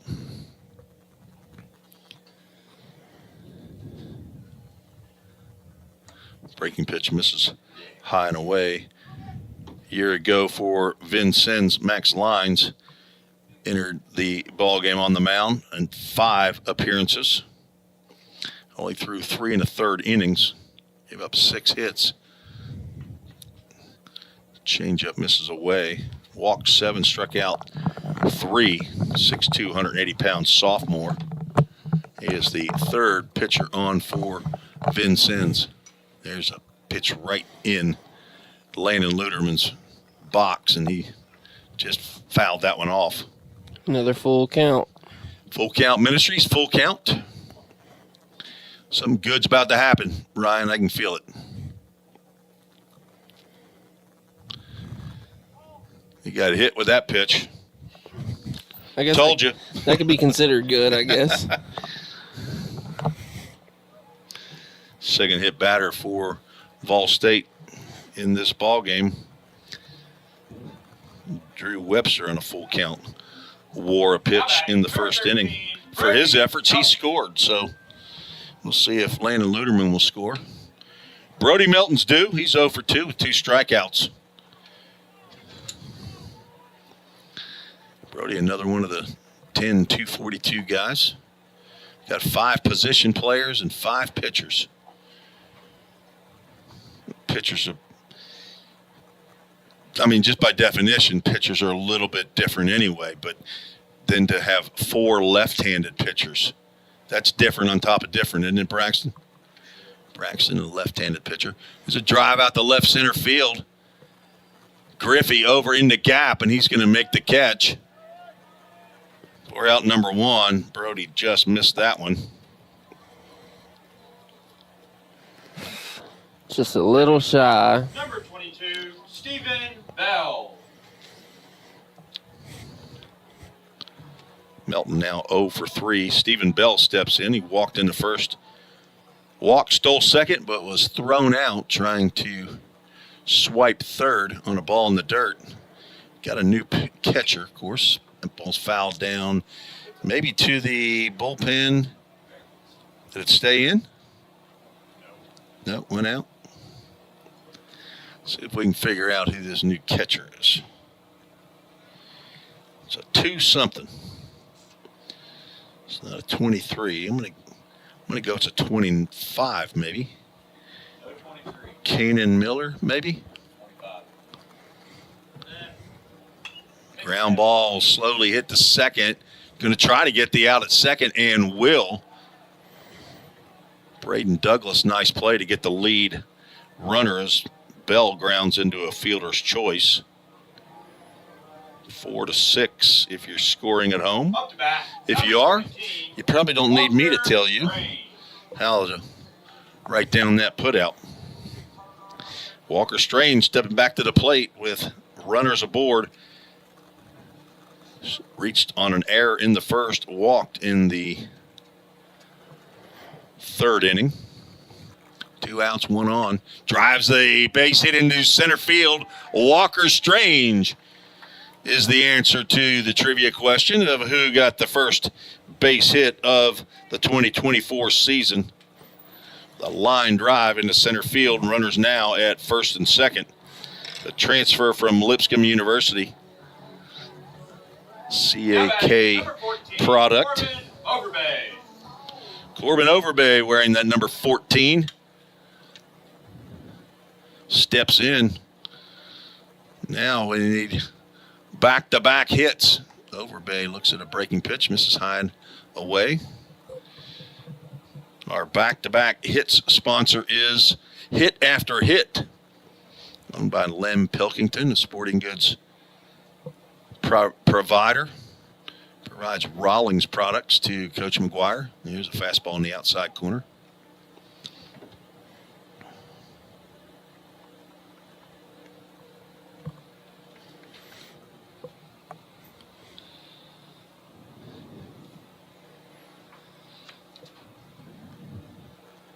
Counts 1 ball, 1 strike.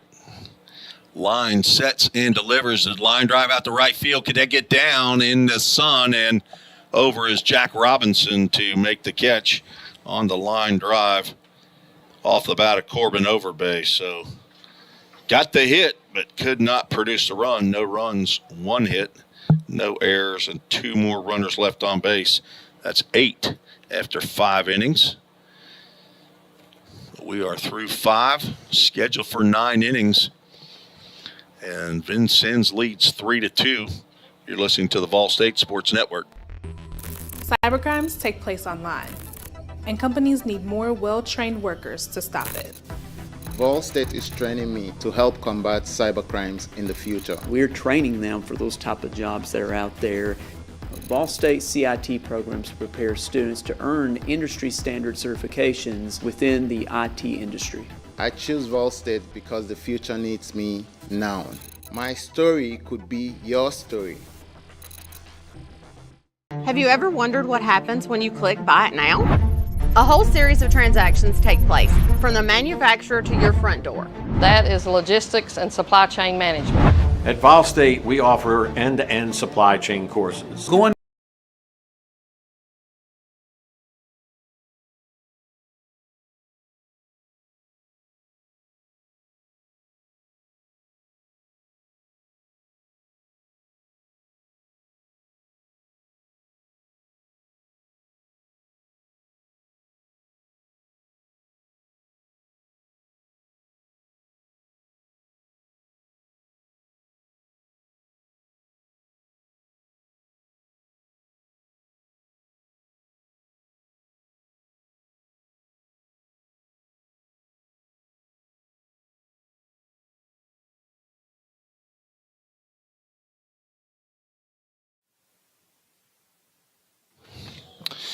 Welcome back to Vol State, where the Vincennes Trailblazers lead the Pioneers 3-2 as we go to the top of the 6th inning. Parker White out for inning number 2. Rough start to his 2024 campaign with 3 hits and 3 runs in his first inning of work. Faces 1, 2, and 3 in the VU lineup. I'd like to welcome the fans of Vincennes as they listen into today's broadcast. Let's see, we check the chat there. Fouled off by Douglas, who's 0 for 2.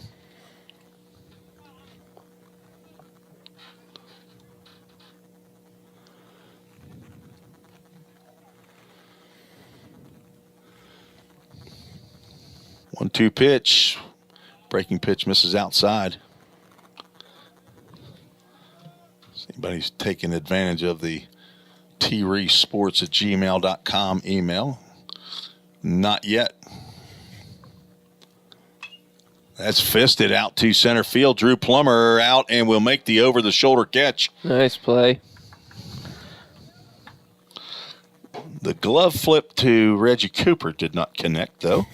I don't think Reggie was ready for that one, but they'll get it worked out. Yeah. Stepping in the box, number 33, Carter Whitehead. Some of you that may be familiar with the Pioneer roster and lineup, as a tapper down the third base line goes foul.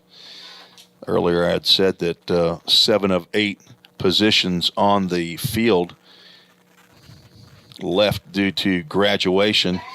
The one freshman who, for the middle part of the season, was the starter was Logan Molnar. He's a coach's decision today to at least not start. I'm not sure if Logan will even get in the game today, but Drew Plummer out there at shortstop. But I anticipate that Logan Molnar will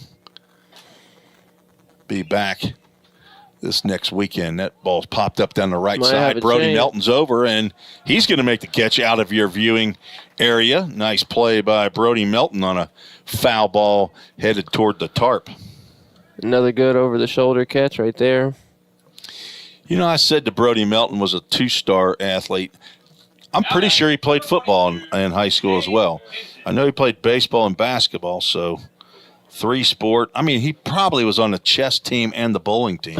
He might have been a 4, 5-star or 5-sport athlete. Brody Melton. Croquet, too. Croquet? No, I think he crocheted.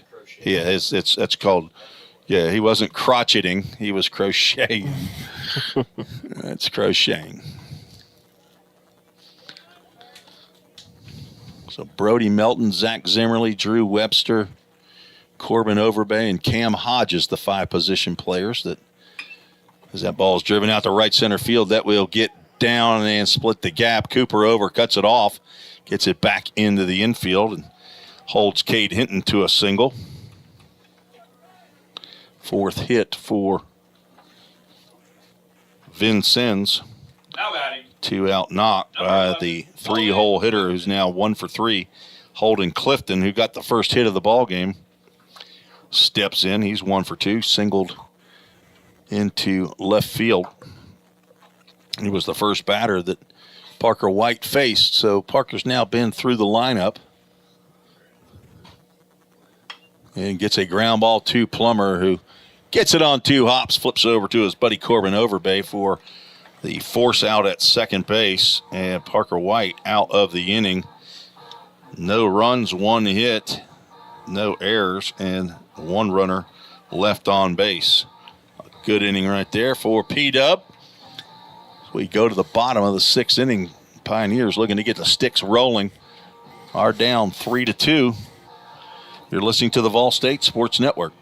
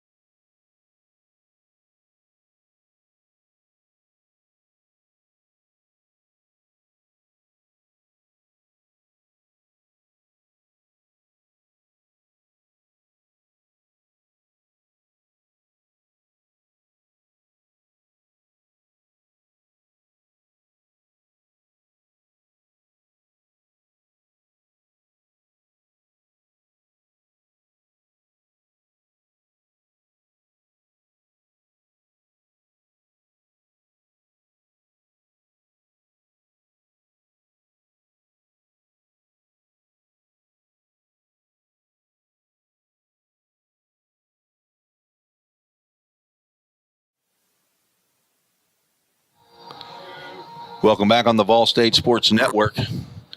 We're on the campus of Volunteer State Community College in Gallatin, Tennessee.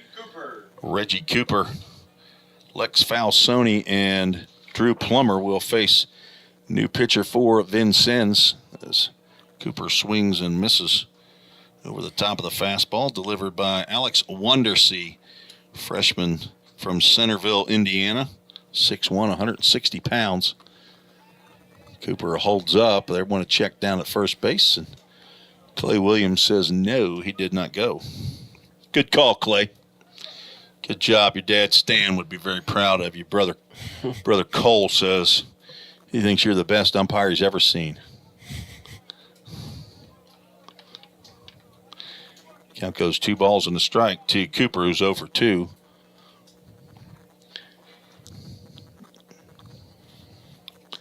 New catcher is not who we thought originally. It is a 20-something, but not 25, but 27, Jaden Bradbury, 5'11", 180-pound freshman from Terre Haute, Indiana.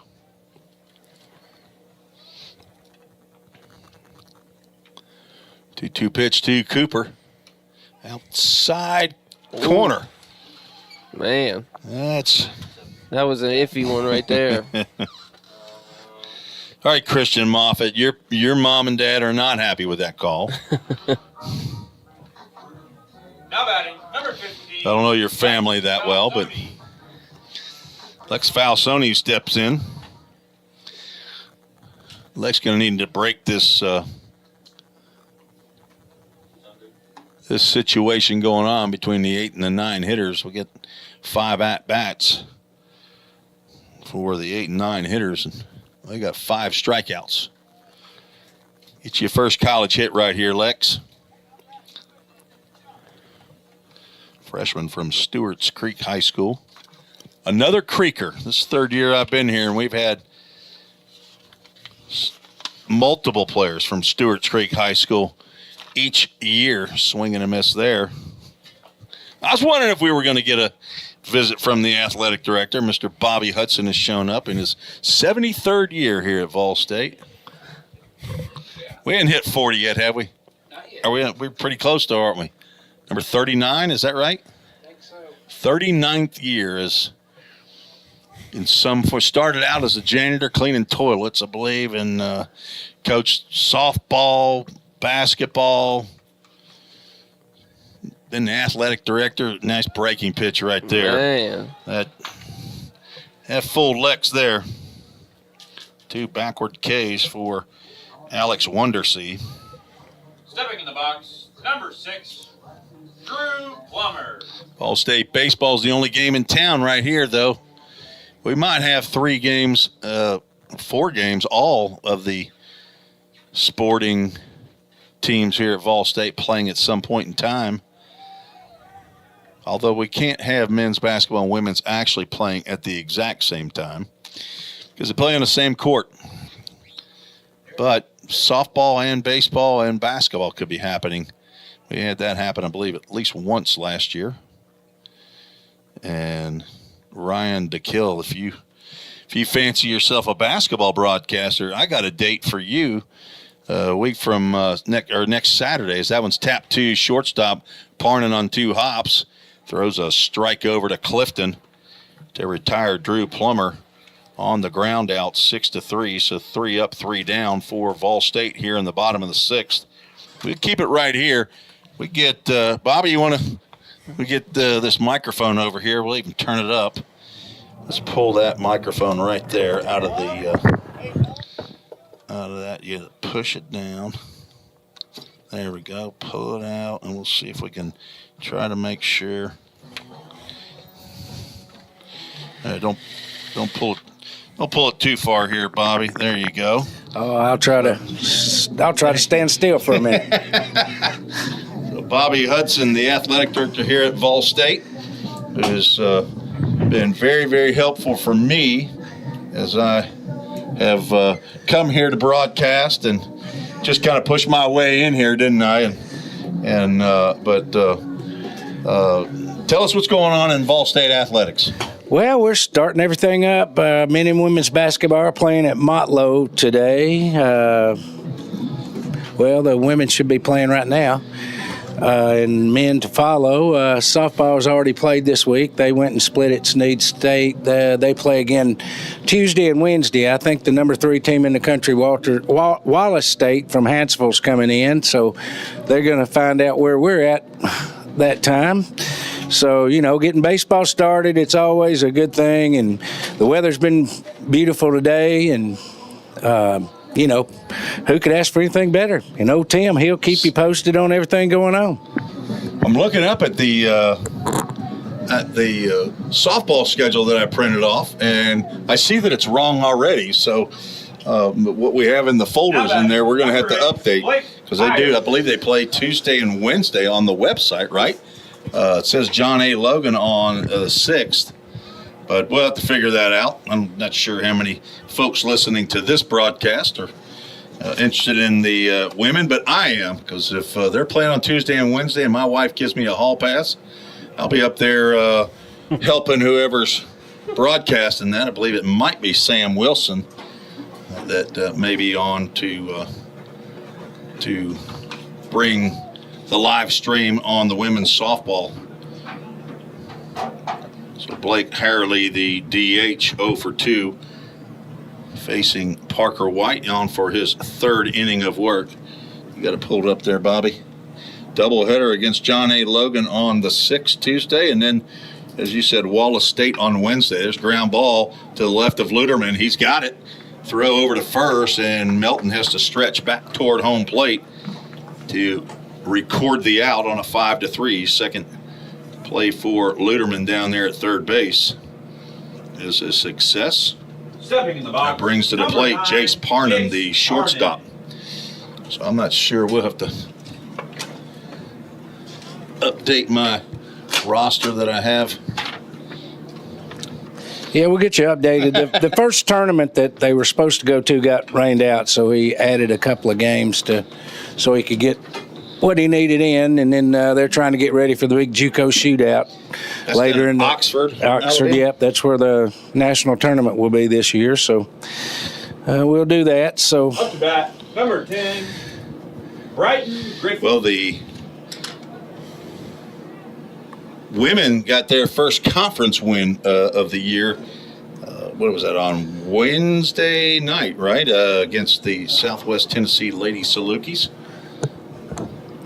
Yep, they played pretty good. They've been playing hard and doing some things, just hadn't been able to get over the hump, so it was good to see for them to pick up that win. Hopefully they can get another one today and, you know, just try to get ready for the tournament. That's what you do in basketball, is you got to get ready for that. Hit and run is on. Driven into right center field. Parnan will hesitate and then move on to third base as Stephen Bell able to get the ball back in, but there'll be runners on the corners for the Vincennes Trailblazers. Griffey gets his second hit of the ball game, and out of the dugout comes Jim McGuire, and he makes the call down for the Summit Concrete call to the bullpen. So we'll keep it right here with Athletic Director Bobby Hudson, as we're going to have is this going to be number 27, or is this going to be another pinch hitter, I believe? We might have another pinch hitter coming to the plate. It's going to totally mess up my score sheet, Bobby. I don't like that first game in. We're going to try to put 5 guys in a 1-inch area on my score sheet. So we have women and men playing down at Motlow today, and then the softball will be next week. Men will be back in action next Friday, weather permitting. The 4 or 6 games in about a 4-day time period, I think, is how it's lining up. But so you have tell me about the softball situation, the coaching situation, as much as. Yeah, well, Christian Lynn, who's been our assistant coach for the last 4 years, he's kind of taken over for this spring, and then I know he'll do a fantastic job because he's been, with the program for such a long time, and his dad was a legend in our women. He's the only softball coach we ever had, matter of fact. But he'll do a good job. He's been working them. The girls working very hard. Did a good job in the classroom, as most all of our athletes did. So, that's kind of where we're at on that. And, like I say, they're playing a pretty tough schedule here early, and, we'll see what they got. Okay, well, it looks like Dylan Ecken is actually going to stay in the game. So apparently our catcher went in. Not sure where he's going to go in the lineup. He is actually on deck, so he went in for right fielder Jack Robinson. Now pitching. So Ecken, 26. I assume, went into right field for Robinson, is how that's going to end up working. So without the phones down to the dugouts, we don't know exactly when or where people go in until they step into the batter's box. So that's how. Now batting, number 31, Dylan Ecken. That's going to work. Ecken came on as a pinch hitter for Logan Edwards in the top of the 5th, and his first plate appearance drove one out of the park. He drives one into right field again, and he's got another RBI extra base hit. Bell picks it up before he gets to the warning track. Play at the plate. Throw by Plummer is not handled by Falsoni. He got a short hop at the plate. And Dylan Ecken is having a first day of the season. A double and 2 RBIs as Noah Eatman has come on for Parker White. Yeah, they're putting balls in that right center gap consistently. They have gone the opposite way. Parnan and Griffey score, and now Jaden Bradbury, number 27, who came on, he drives one out there to right field, but Bell's over, and he makes the catch. Actually drops the ball. The runner at second, Ecken, cannot advance. He started the tag, but did not watch. He wasn't going to go, but he acted like he was. And Bradbury's going to reach on the error. It'll be an error on Stephen Bell out there. Number 13. Took his eyes off of that one, didn't he, Ryan? Yeah, it looks like he just took his eyes off it a little too quick. He was worried about that runner on second maybe tagging.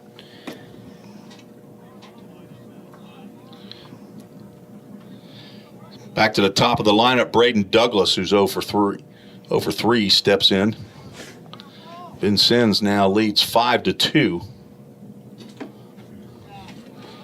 Noah Eatman was our Summit Concrete call to the bullpen. Sophomore out of Parrish, Florida. 6'1", 205 pounds. Son of Dave and Monique Eatman. Breaking pitch grounded to second. Could be 2. Over to second, on to first is high and gets away. Could be a play at the plate. Eatman's throw to the plate is not in time, as Ecken will score on the error. So another error produces that run. Douglas reaches on the fielder's choice, stays at first base on the errant throw. Number 33, Carter Whitehead. Bradbury was erased at second on the force out for out number 2. Carter Whitehead steps in with 2 outs, breaking pitch in there for a called strike. So at this current juncture, that last run is an unearned run. Throw to first base, not in time. Could end up being an earned run depending on what Mr. Whitehead does here. No, actually it will not, because the out should have been recorded by Stephen Bell in right field. We should be out of the inning. 6-2. What is that showing in the upper right-hand corner of that scoreboard? Do we have any idea? It's showing a number 4. Okay. Braxton Alexander working on our Toyota of Gallatin scoreboard. Runner goes. Pitch is swung on and driven down the right field line, and it will just go foul. Hit and run on again. It's already been successful once.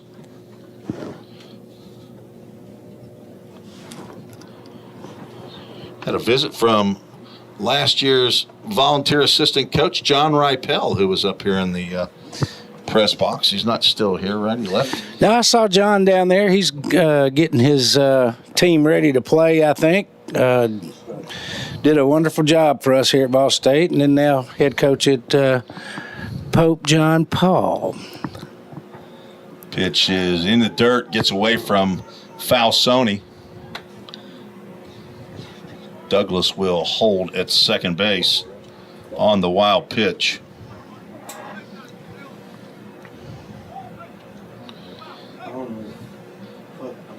Two outs, runner at second. Carter Whitehead 0 for 3, fly out, pop out, and a strikeout in his 3 at-bats.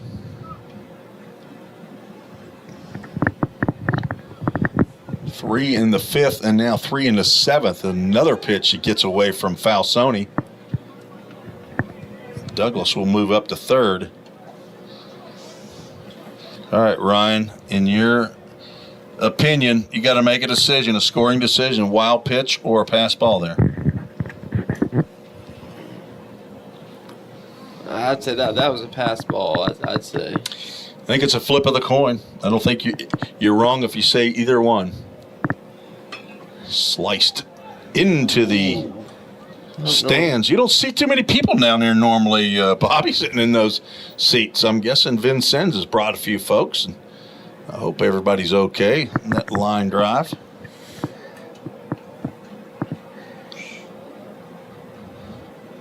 Full Count Ministries, full count. Carter Whitehead, another foul ball off to the right side. Get into the wooded park down right field line now, or down the first base line. Tim, we can find them now since you had the wood chipper down there. Hey, we got a landscaping lawn guy now. Ryan's going to come in here and have to do some work. I'm retired. Apparently not a full count. So is the whole scoreboard not working? Is that what's going on? What do you got, Nico? You've been following that one? Okay, yeah. I don't know what the count is. Maybe it's full now. It's opening day, folks. Yeah, you know, we're working the kinks out here. Should I not mention that Devin Thrain had to leave due to illness, and now Cole Ulrich, medical redshirt outfielder from Hendersonville High School, is working the scoreboard. Full count, foul ball. He's hanging in there. Garrett Bruce continuing to bring baseballs out to Christian Moffitt, the home plate umpire.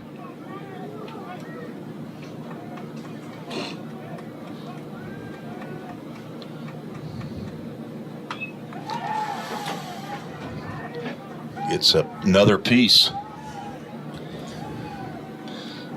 So Bobby Hudson, the athletic director, is with us here, and Johnny Lynn, who's a longtime softball coach, was hired as the new men's basketball coach.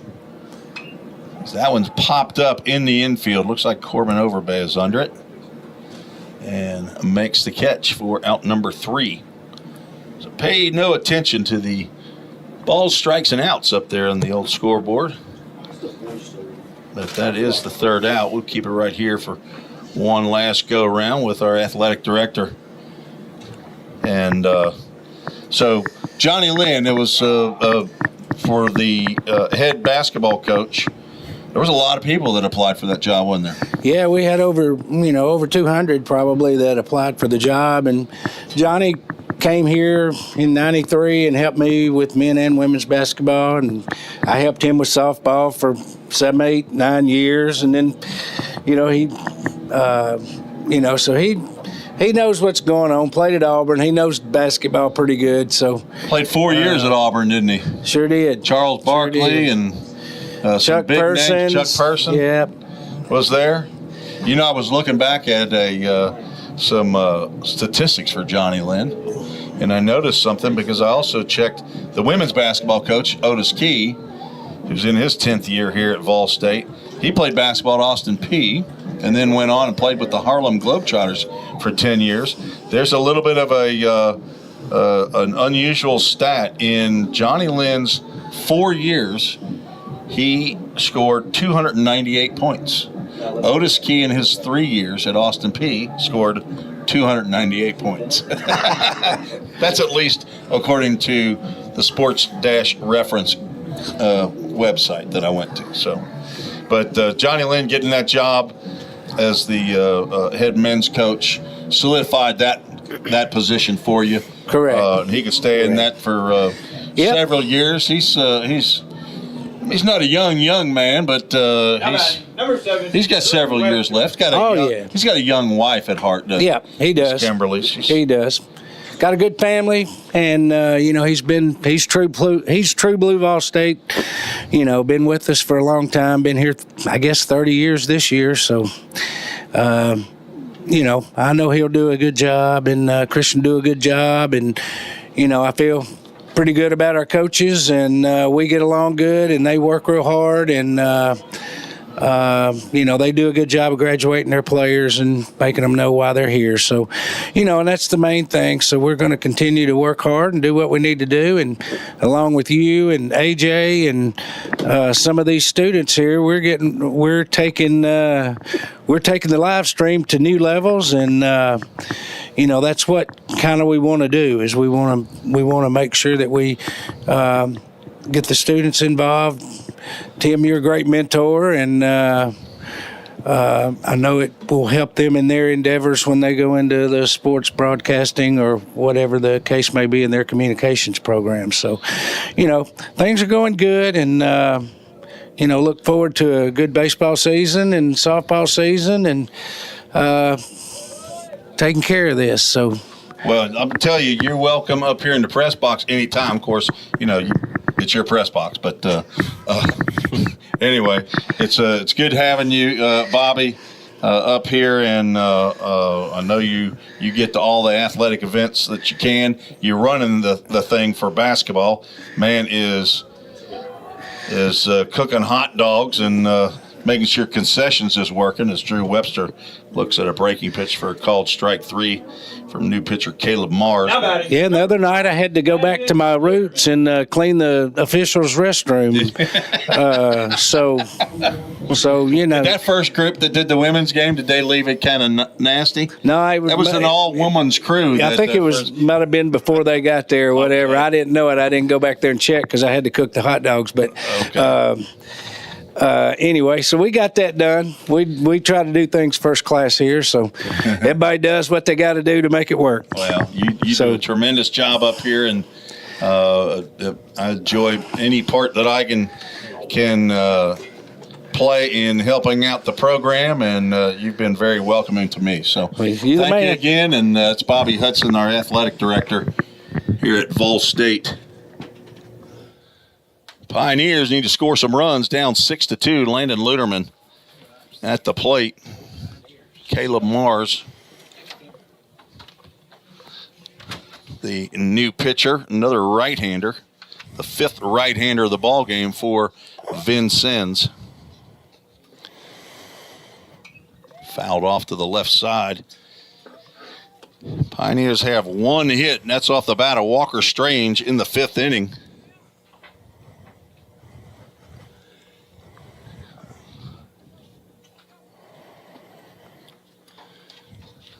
I'm trying to figure out. Well, Landon Luderman trying to figure out maybe where the strike zone is, and he gets rung up there as back-to-back strikeouts looking. Yeah, not looking good for him right now. Stepping in the box, number 13, Brody Melton.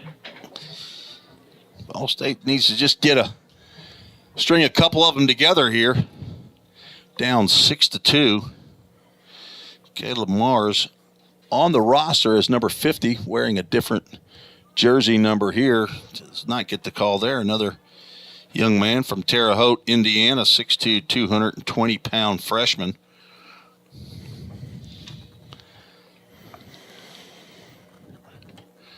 Gets the call there. That's a nice pitch. So I assume this is his collegiate debut. Strikes out the first two batters he faces. Vol State took a 2-0 lead in the first. That's popped up in the infield. Looked like one of those pop-ups from yesterday the team was working on, as Hinton will make the catch in fair territory as the Pioneers go down 1-2-3 here in the bottom of the seventh. We're playing 9, and it's getting late here early, as Yogi would say. So we'll take a break. Be right back on the Vol State Sports Network. Cybercrimes take place online, and companies need more well-trained workers to stop it. Vol State is training me to help combat cybercrimes in the future. We're training them for those type of jobs that are out there.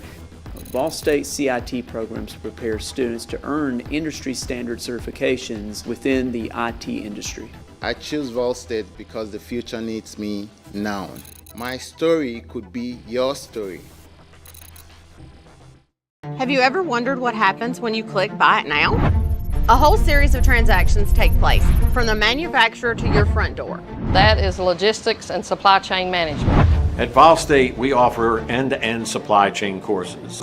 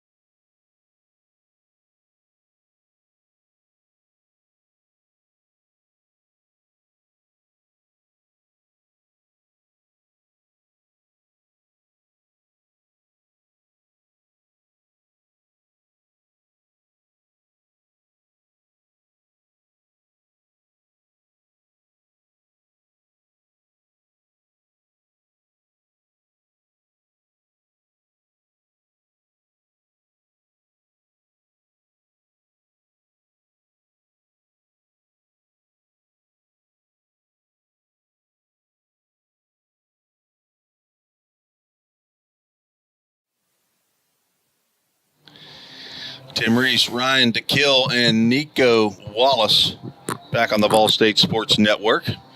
Appreciate Athletic Director Bobby Hudson coming into the press box and being our guest for a couple of innings. Shout out to Randy Kale, who's checked in on the YouTube chat channel. Randy is the father of last year's pitching coach, Braden Kale, for the Pioneers, who's moved on to Trevecca Nazarene University here in Nashville, Tennessee, as their full-time pitching coach in Division II. The Trojans play. So Randy Kale up in Maryland, still a big supporter of the Pioneers. Good to hear from you, Randy. Cade Hinton, Holden Clifton, Blake Harley is the three scheduled here in the top of the 8th inning, as Noah Ward is our Summit Concrete call to the bullpen for Vol State, the fourth pitcher on for the Pioneers. 6'2", 200-pound redshirt sophomore, hard-throwing right-hander from Knoxville Catholic High School. So he and Landon Luderman, third baseman, were high school teammates. General Studies major, the son of Melissa Ward. Got in a handful of games last year on the mound. 6 appearances, 9 innings pitched. Popped up, that'll get over the press box and out of play. Give up 4 runs, walked 3, struck out 9, a 4.00 ERA. He's the older brother to Abram and Sophie Bell. Was a two-way player, is now giving up hitting and fielding and working on his craft on the mound. Noah Ward with that brand new glove he's wearing on his left hand. Some purple, and got a number of embroideries on that as that fastball just misses. Ward walks Hinton to lead off the 8th. Now batting, number 11, Holden Clifton.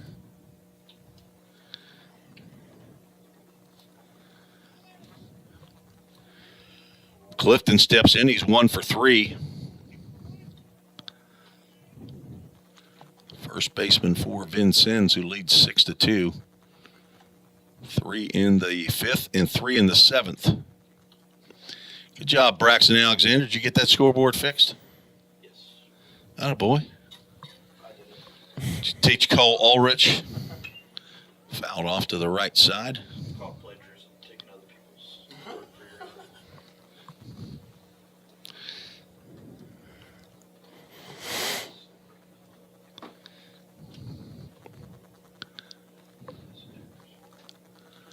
Ward comes set, and will throw over to first base. College baseball, you can throw over there as many times as you want. It's a new rule in Major League Baseball. You can't do that. You can only throw twice to a base. I didn't hear about that one. There's a throw over, and Hinton is back. You actually can throw a third time over to the base, but if you don't pick him off, the runner moves up to the next base. So that's one of those let's move the game along new rules. Fastball misses down.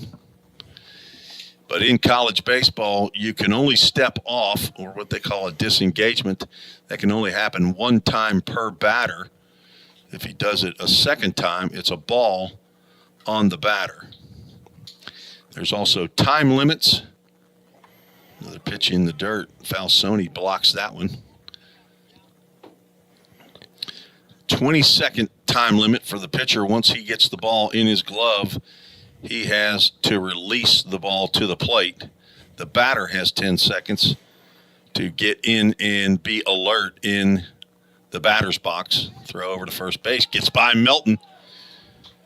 Hinton will head to second base. Melton retrieves the ball and will run it back into the infield. So an error, the third error of the ball game by Vol State. This one will be charged to Noah Ward, the pitcher. So the first 6 innings of the contest, Vol State played errorless baseball. Now have 3 errors for the Pioneers. There's a disengagement, and Noah Ward is asking for Lex Falsoni to come out. Communication from catcher to pitcher is just hand signs. Is that correct, Braxton Alexander, our medical red shirt pitcher? That's DJ Braxton, and our public address man. We have not graduated to, but Lex does get the sign from pitching coach Sam Folks via wireless transmitter, right? Okay. So Sam Folks with a walkie-talkie over here at the end of the dugout, calling the sign. Lex Falsoni gives finger signs to the pitcher. And Clifton just walked on 2 balls. I wonder how that happened, Cole. We might be having a pinch hitter as the second walk given up by Ward. Timeout. An offensive timeout is called by Chris Barney. Also found out yesterday there's a limit on offensive timeouts. There's a limit on defensive timeouts. I think each coach gets 3 offensive timeouts and 3 defensive timeouts. Total of 6 all the way around. Let's see number 40, Noble Johnson, is coming off the bench, and looks like he's going to come into the ball game to hit. Noble Johnson, number 40 from Terre Haute, Indiana. Is there a baseball player left in Terre Haute, Indiana? Noble Johnson. Hitting for DH, Blake Harley from the right side is Noble Johnson.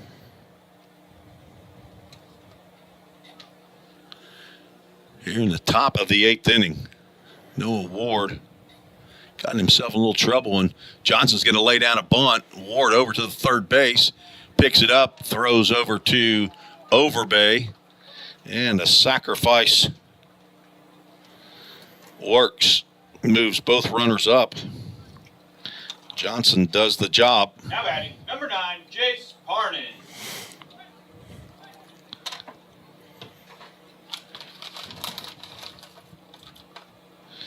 Shortstop Jace Parnan steps in.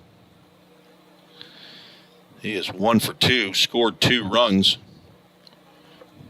Now runners at second and third, and the infield is in, down by 4. Nice breaking pitch, catches the inside corner. Parnan, a two-way player, infield, and will pitch it as well. Outfield also looks like they're in. Yeah, can't afford to give up any more runs. Fastball, Parnan was all over that one.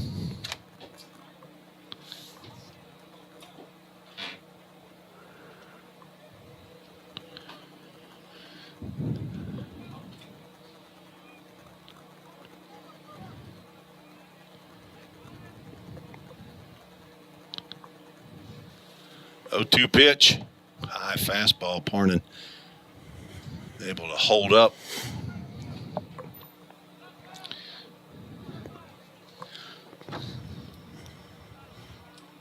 Six runs, 7 hits, 1 error for Vincennes. 2 runs, 1 hit, 3 errors for the Pioneers.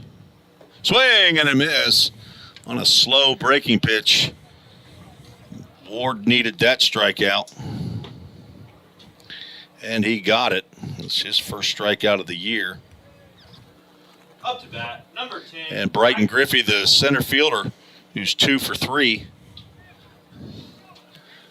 All-State wants to get this young man because the guy on deck, Dylan Ecken, has been a killer against the Pioneers. He's driven in 5 runs. His head coach Chris Barney has called timeout again. Looks like we're going to get a pinch runner for Holden Clifton at second base. Going to pull somebody out of the bullpen. Is that Bob Uecker? No, number 25. I mentioned his name earlier. A catcher, Kanan Miller, also says he's an infielder. He might be like a Drew Plummer type, but Kanan Miller will come in and pinch run for Holden Clifton here with 2 outs. Breaking pitch grounded in the hold, short, backhanded by Plummer. Throw to first base is not in time. Runner from second's going to try to score. The throw from Melton gets Kanan Miller. Nice play. So an infield single by Griffey scores Hinton, but Miller tried to come around on that infield single and was cut down at the plate. 3-2 for out number 3. But the Trailblazers increase their lead to 7-2. And we will keep it right here as between the top of the 8th and the bottom of the 8th all year long, we will have a tribute to Hayden Shrum, who wore number 8 here at Vol State back in the mid-2000s. He's a 2005 Macon County High School grad. Came to Vol State as a right-handed pitcher, pitched a couple of years for Mike Crosland, who was the head coach at that point. But after leaving Vol State, contracted leukemia and ultimately passed away as a result of that illness on May 26, 2010. And there is a tribute sign out in left field that says Shrum and has the number 8 with his motto, which said no regrets. He was very big inspiration to the Vol State Pioneers during the time that he was battling that illness. So in the 8th inning of all 9-inning games, we will work to pay tribute to Hayden Shrum, number 8, a right-handed pitcher for Vol State. Now batting, number 22, Stephen Bell. Starting the bottom of the 8th inning, Stephen Bell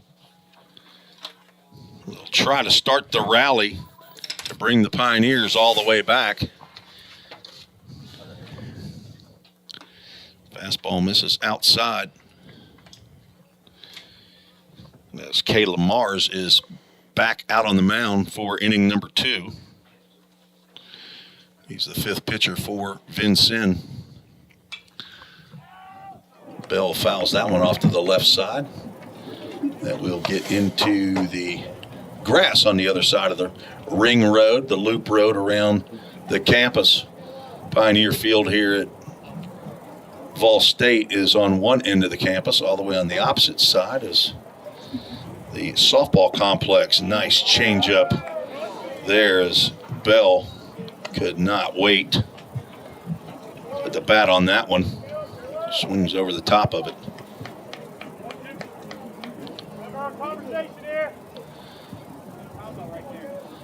1-2 pitch coming from Caleb Mars.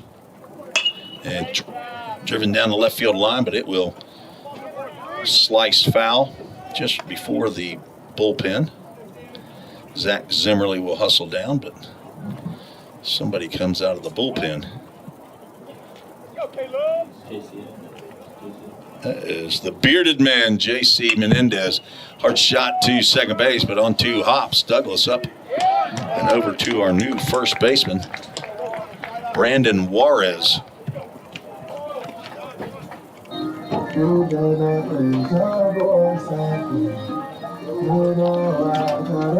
I'm not going to guess anymore where these guys are coming into the lineup.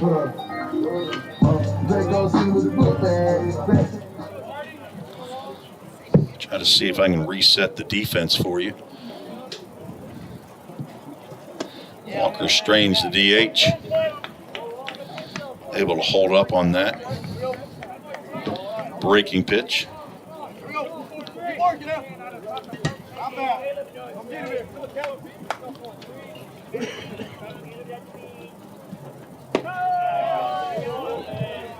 That one stays inside.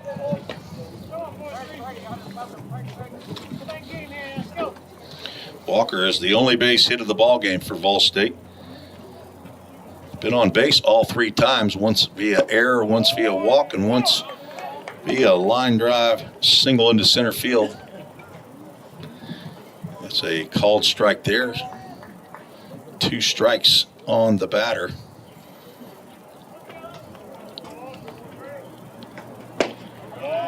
Apparently it wasn't 2 strikes. My memory is apparently not that good. Cole, good job on your, I'll give it to you. I thought you were wrong on that 2-1. I thought they called a strike earlier. 2 balls, 2 strikes now. Does that sound right, Cole? Yes, sir. Scoreboard operator, Toyota of Gallatin scoreboard. And up there you're going to see 3 balls, 2 strikes. But here we call that a full count. A Full Count Ministries full count. Stay tuned after the game for our verse of the game, brought to you by Meany down in Gadsden, Alabama. Miss Waldina Johnson, swing and a miss. As Walker Strange says, what are you doing throwing me a full count breaking pitch? 2 up, 2 down. 3rd strikeout for Mars.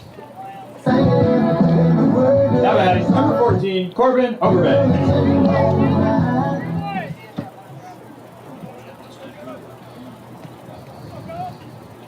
Overbay looking for his first hit. Fouls the first pitch he sees. Off the screen, he's 0 for 2 with a walk.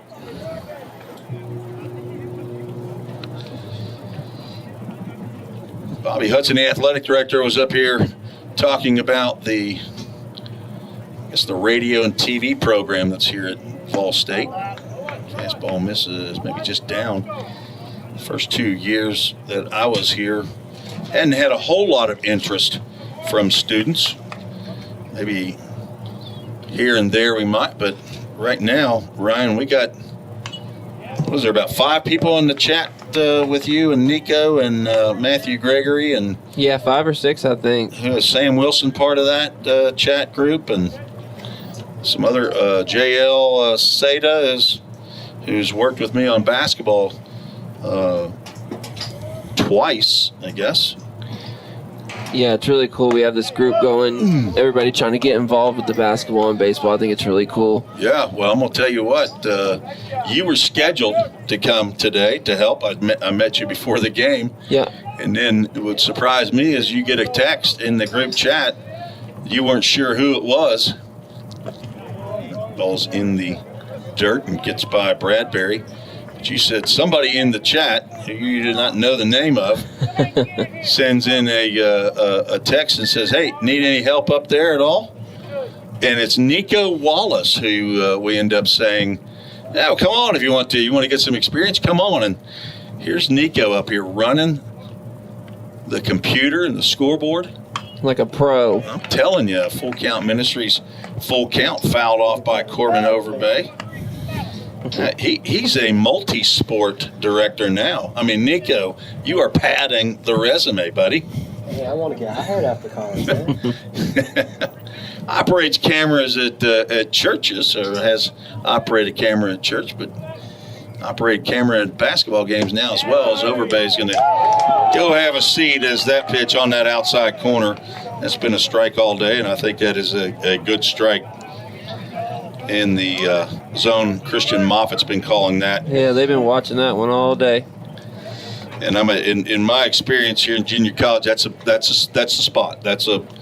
It's off the plate, but it's still in what they call the river area. So 3 up, 3 down. Here's we are through 8 innings, and Pioneers down 7-2.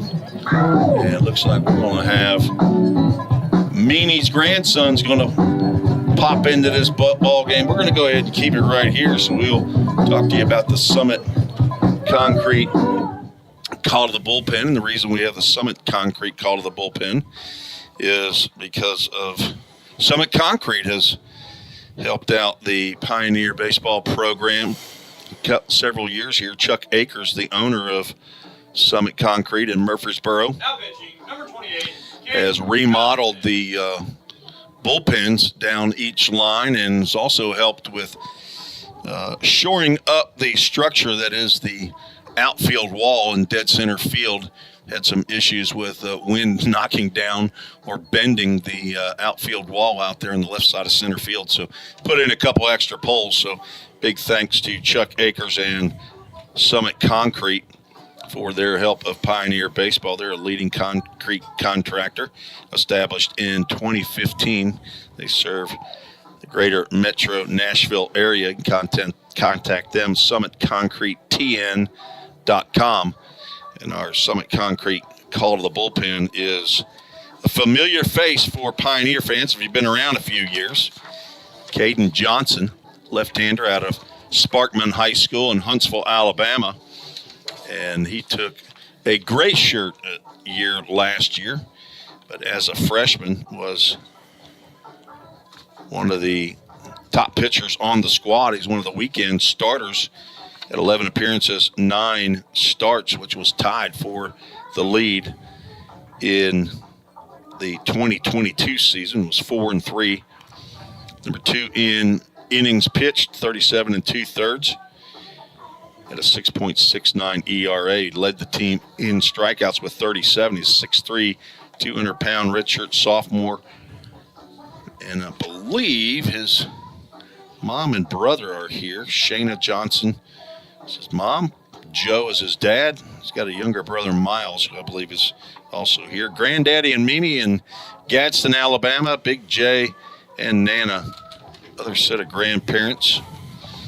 Caden also one of the left-handers in the Full Count 242 group.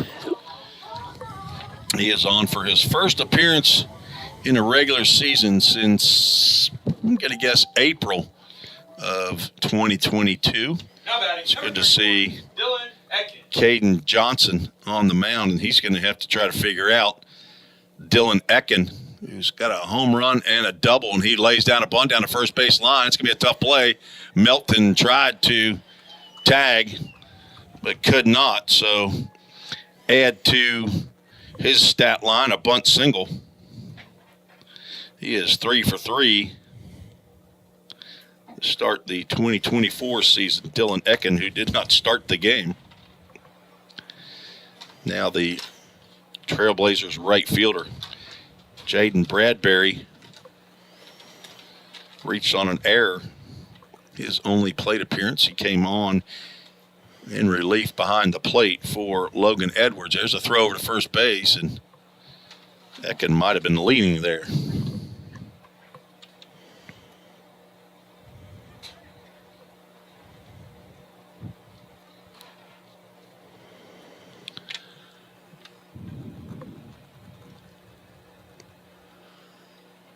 Johnson delivers. Bradbury could not hold up on that fastball. It's just what you want, Ryan. You come in out of the bullpen, get on the mound, first time in 2 years. Guy lays down a bunt, a push bunt on you, huh? Yeah, a perfect bunt. You can't really ask for better than that. With a left-hander who falls off toward the third base line, the last place is a left-handed pitcher. You want that. It's going down the first base line, right? Yeah. Yeah, it's hard to get over there on those.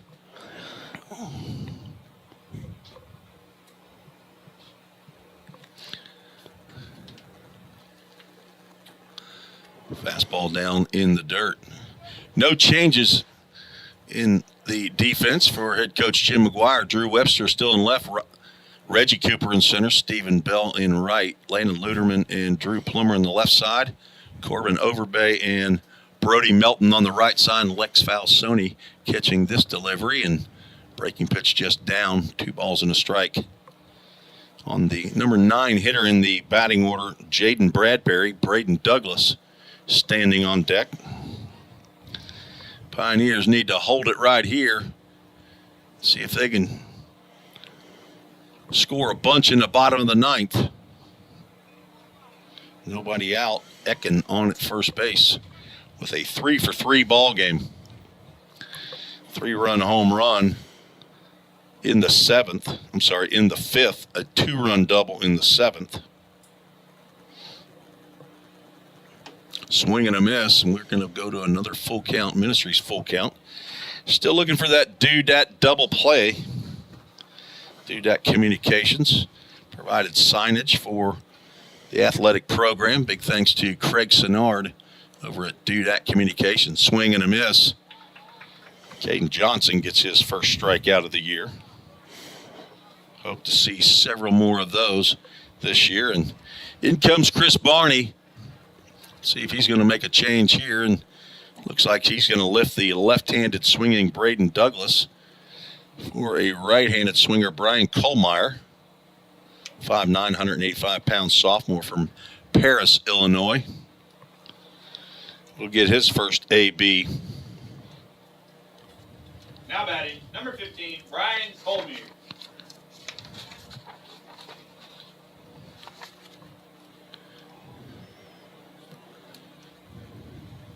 So Kohlmeyer will bat here with 1 out.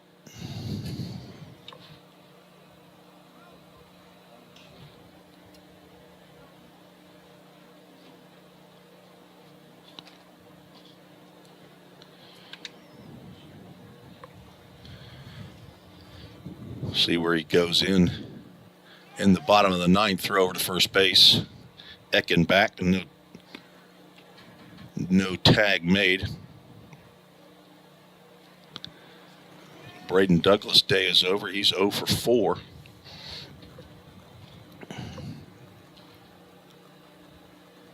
Breaking pitch on that outside corner. Nice action by Caden Johnson. Mimi rooting hard down there in Gadsden, Alabama. Been listening the whole game. Another breaking pitch. Another look by Kohlmeyer. And that's a good-looking pitch, isn't it? Yes, it is.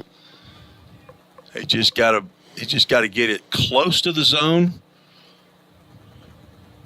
And just not there it is again, just get a little bit high. Hat came off a little bit, just had to show the women the salad up there. Good-looking kid, always got a smile on his face. Always very respectful to me. Fastball misses away, and he's gone full. Don't want to lose the pinch hitter here is Carter Whitehead, left fielder standing on deck.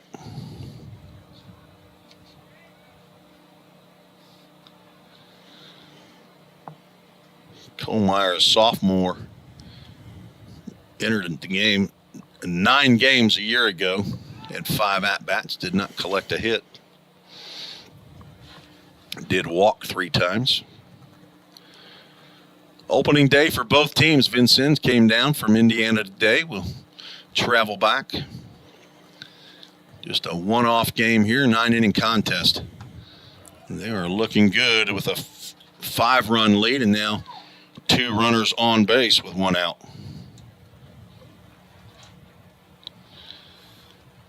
So a bunt single, strikeout, now a walk, and we're going to have a pinch runner. Bryce Gross will come on for Kohlmeyer. 33, Carter Whitehead.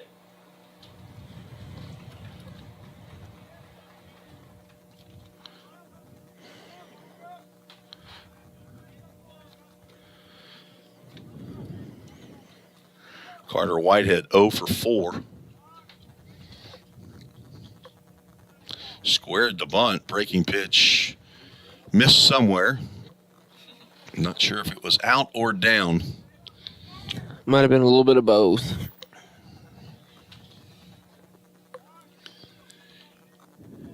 Infield at double play depth, or at least the middle infielders, corners are in.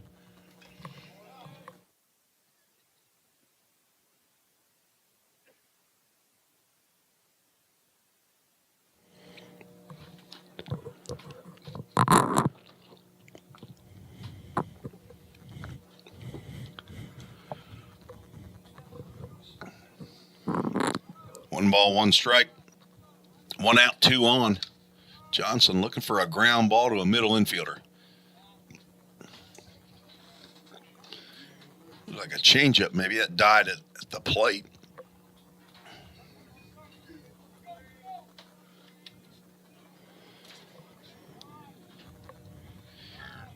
Kate Hinton standing on deck. There's that breaking pitch. It's been money for him mostly.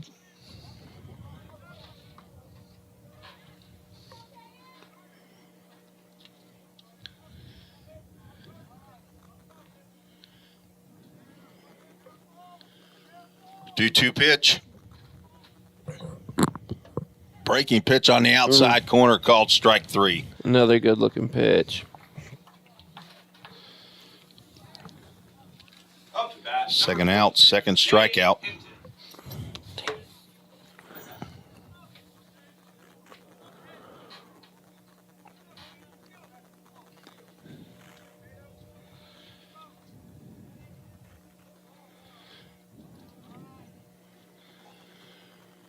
Fastball swung on and missed. Johnson out away from getting out of this jam with Brandon Juarez standing on deck.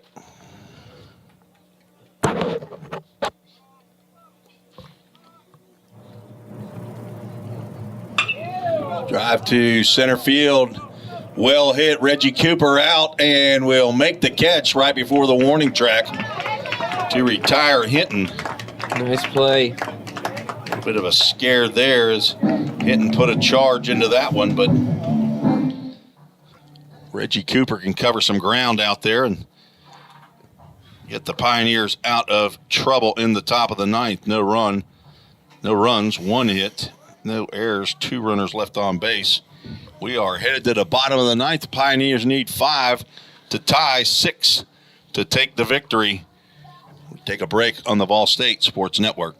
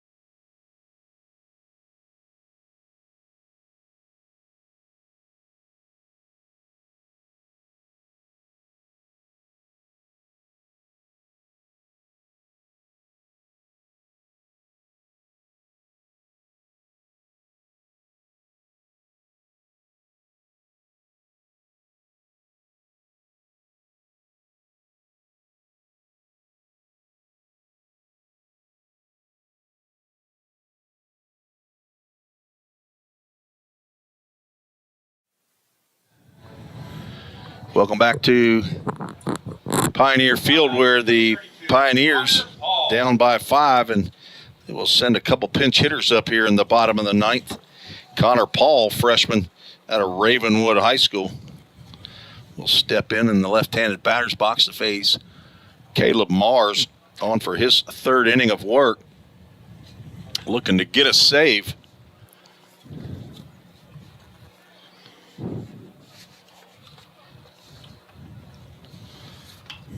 Fisted to shortstop, parting up, and a strong throw will retire Connor Paul. 4 out, number 1. Connor was a two-way player in the fall, but has put away the pitching glove and just put on a first baseman's mitten and a bat. 6'2", 210-pound freshman from Brentwood, Tennessee, the son of Jonathan and Ame Lee Paul. And now Carson Sanders, another freshman, steps in to pinch hit for Lex Falsoni here in the bottom of the 9th inning. Swings at a breaking pitch. Fouls that one off.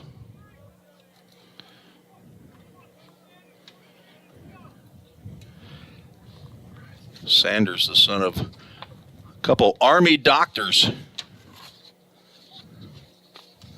Both dentists up in Clarksville at the base. There's a drive out to left field. Carson Sanders sends Carter Whitehead back, but he'll get under it and make the catch. 4 out, number 2, and they are down to their last strike as Zach Zimmerly will get a shot. So 3 straight pinch hitters. Zimmerly will come on for Drew Plummer, redshirt freshman from Hendersonville High School. Vincennes 1 out away from recording their first win of the year. Zimmerly, 6'1", 180-pound redshirt freshman, business administration major, the son of Jody and Brandy Zimmerly. Jody, a Vol State alum pitcher. Zach played shortstop over there for the Hendersonville Commandos. Mike Hendricks, now retired, longtime coach for the Commandos. Zach here for the Pioneers also spends some time working in the outfield. Breaking pitch grounded down the third base line. It's going to be fair, backhanded by Hinton. Throw is high and goes over the head of Juarez at first base. And Shane Kemp, first base coach, tells Zach Zimmerly just to keep on going to second base. And that will be an error on Hinton at third base. That'll be his second error of the ball game. Reed Mashinsky will get an at-bat. Coach McGuire emptying the dugout. He's hoping to send a bunch of people here with 2 outs. That'd be crazy.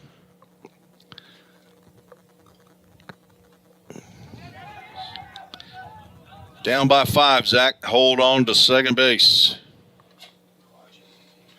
So Reed Mashinsky and Corbin Overbay have switched uniforms. Mashinsky now wearing number 2. Overbay wearing number 14. Breaking pitch driven out to right center field. Mashinsky likes that out there, but over to make the catch is Dylan Ecken. And that will be your ball game as the Pioneers struggle at the plate and lose game 1 of the year 7-2 against the Trailblazers of Vincennes University. It's a 4-year school, but they play JUCO sports, and they take their first game of the year 7-2. We'll take a break, and we'll come back with some final comments, and we'll also have the the Full Count Ministries verse of the game brought to you by Mimi down in Gadsden, Alabama. We'll be right back on the Vol State Sports Network.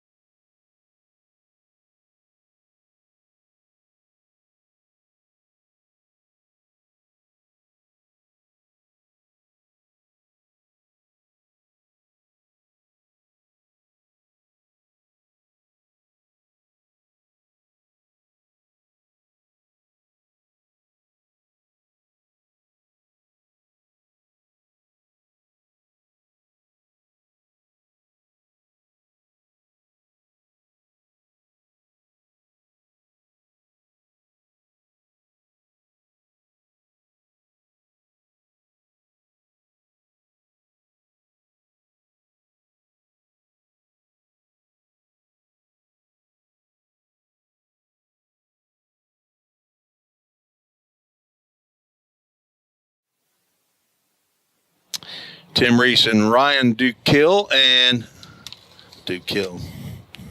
Shoot. Dukill. There you go. Not Dukill. Golly, I'm going to get it. You just got to keep coming back, Ryan, okay? And Nico Wallace is directing.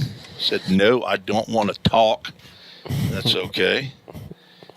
God made us all different. The Pioneers go down and defeat 7-2 against the Vincennes Trailblazers. 7 runs, 8 hits, 2 errors for Vincennes. Ball State, 2 runs, 1 hit, 3 errors in my book. That 1 hit by Walker Strange, 2 runs, not courtesy of a hit. The winning pitcher, Logan Metzger, came on in relief, got the win, and Parker White will take the loss. Caleb Mars, a 3-inning save for the Trailblazers. A game that took 2 hours and 47 minutes.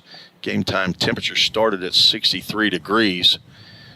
And our Toyota of Gallatin player of the game, Dylan Ecken, who is a Jersey Mike sub for the Trailblazers, came in the 5th inning. Came in the top of the 5th inning as a pinch hitter, hit a 3-run home run, and then in the 7th inning, a 2-run double. And then just to add to his stat line, a push bunt single to go 3 for 3 on the day. As head coach Chris Barney's squad, he got a lot of players in during this ball game. He's doing a lot of moving and shifting around, Ryan, wasn't he? Yeah, he was. So Vincennes will go home happy in their charter bus, and Vol State will try to regroup, come back on Friday in another 9-inning ball game, weather permitting, against Southwest Illinois College. So a 9-inning ball game on Friday scheduled, a doubleheader on Saturday. I believe that is, see, start time on that one is noon. Yes, noon on Saturday, then come back for another noon contest on Sunday. And right now it's showing that only Central will come in here on Monday for a doubleheader. That may end up being Tuesday, just not sure. But you can check the website to see exactly when that'll be. But a 4-game set against Swick starting Friday through Sunday. And so our Toyota of Gallatin player of the game, Dylan Ecken for Vincennes. Our Full Count Ministries verse of the game brought to you by Mimi down in Gadsden, Alabama. Right on track with some verses my wife and I have been restudying again. It comes out of the Old Testament in the book of Isaiah, chapter 40. Mimi came with verse number 31. That's the tail end of 4 verses that my wife and I have been working on. Again, it says, do you not know? Have you not heard? The Lord is the everlasting God, the creator of the ends of the earth. He will not grow tired or weary, and his understanding no one can fathom. Even youths grow tired and weary. He gives strength to the weary and increases the power of the weak. Didn't want to forget verse 29. That's a buddy of mine's favorite verse. He puts that on a weightlifting belt. He gives strength to the weary and increases the power of the weak. Even youths grow tired and weary, and young men stumble and fall. But those who hope in the Lord will renew their strength. They will soar on wings like eagles. They will run and not grow weary. They will walk and not be faint. Isaiah 40, chapter 40, verse 28 through 31. Thank you again to Miss Waldina Johnson, Mimi down in Gadsden, the grandmother of Hayden Johnson, our last pitcher of the ball game here. That's your Full Count Ministries verse of the game. In a 7-2 contest, Ball State took the early 2-0 lead in the first inning. Then 3 runs each in the 5th and the 7th for Vincennes put this one away, and an extra one in the 8th to make it 7-2. Vincennes defeats Vol State. So, Ryan, any parting comments here on your first Vol State baseball broadcast? I just want to, I'd like to say thank you for having me. I definitely hope to be back. And for Vol State, I think they're going to be fine. They got a lot of good talent on this team from what I could see from this game 1. It's opening day, a lot of rust to knock off, but from what I could see, I think they're going to be okay moving forward. Shout-outs you gave to your 2 children. Anybody else you want to give a shout-out to? Yeah, my fiance Amra, my mom, stepdad, everybody that supports me. Thank you guys. I definitely couldn't be here without you guys. So Amra O on the chat might have been somebody that you know. Yeah, that's her. Okay. Well, I saw that name and I didn't put it together here. I didn't have that intel. Now I'll have it going forward. She said it's a beautiful day for some baseball. Is she here? No, she's not here. Okay, she's not. No, she's with the kids at home. Okay. Yeah. All right. Cool. Nico Wallace without a microphone. Shout out to who you got? My girlfriend. Your girlfriend, and she has a name, and her name is? Joey. Okay. All right. Shout outs there from Ryan and Nico, 2 students here that make the broadcast a lot better than this old retired knucklehead comes up here that can talk for about 3 hours nonstop. You do a great job, Tim. Well, you do. I appreciate you saying that. I had a special guest, Bobby Hudson, the athletic director, that was here earlier. Also, a brief visit by last year's volunteer assistant coach, John Ripel. And we also had a chat in from Braden Kale's father, Randy Kale, and, of course, Miss Johnson all over the chat. So, little disappointing day for the Pioneers fans, but congratulations to the Trailblazers, and thank all of those that were watching and listening, that were rooting for Vincennes, and prayers for safe travels back home for their baseball squad, and good luck to them as they move forward in the season. It's the 3rd year in a row that Ball State and Vincennes has played, and Vincennes now with a head-to-head are 2-1 over Vol State. Well, for athletic director Bobby Hudson and these 2 fine young men, Ryan DeKill and Nico Wallace, and for head coach Jim McGuire, this is Tim Reese saying God bless you all, and thank you for joining us on the Vol State Sports Network.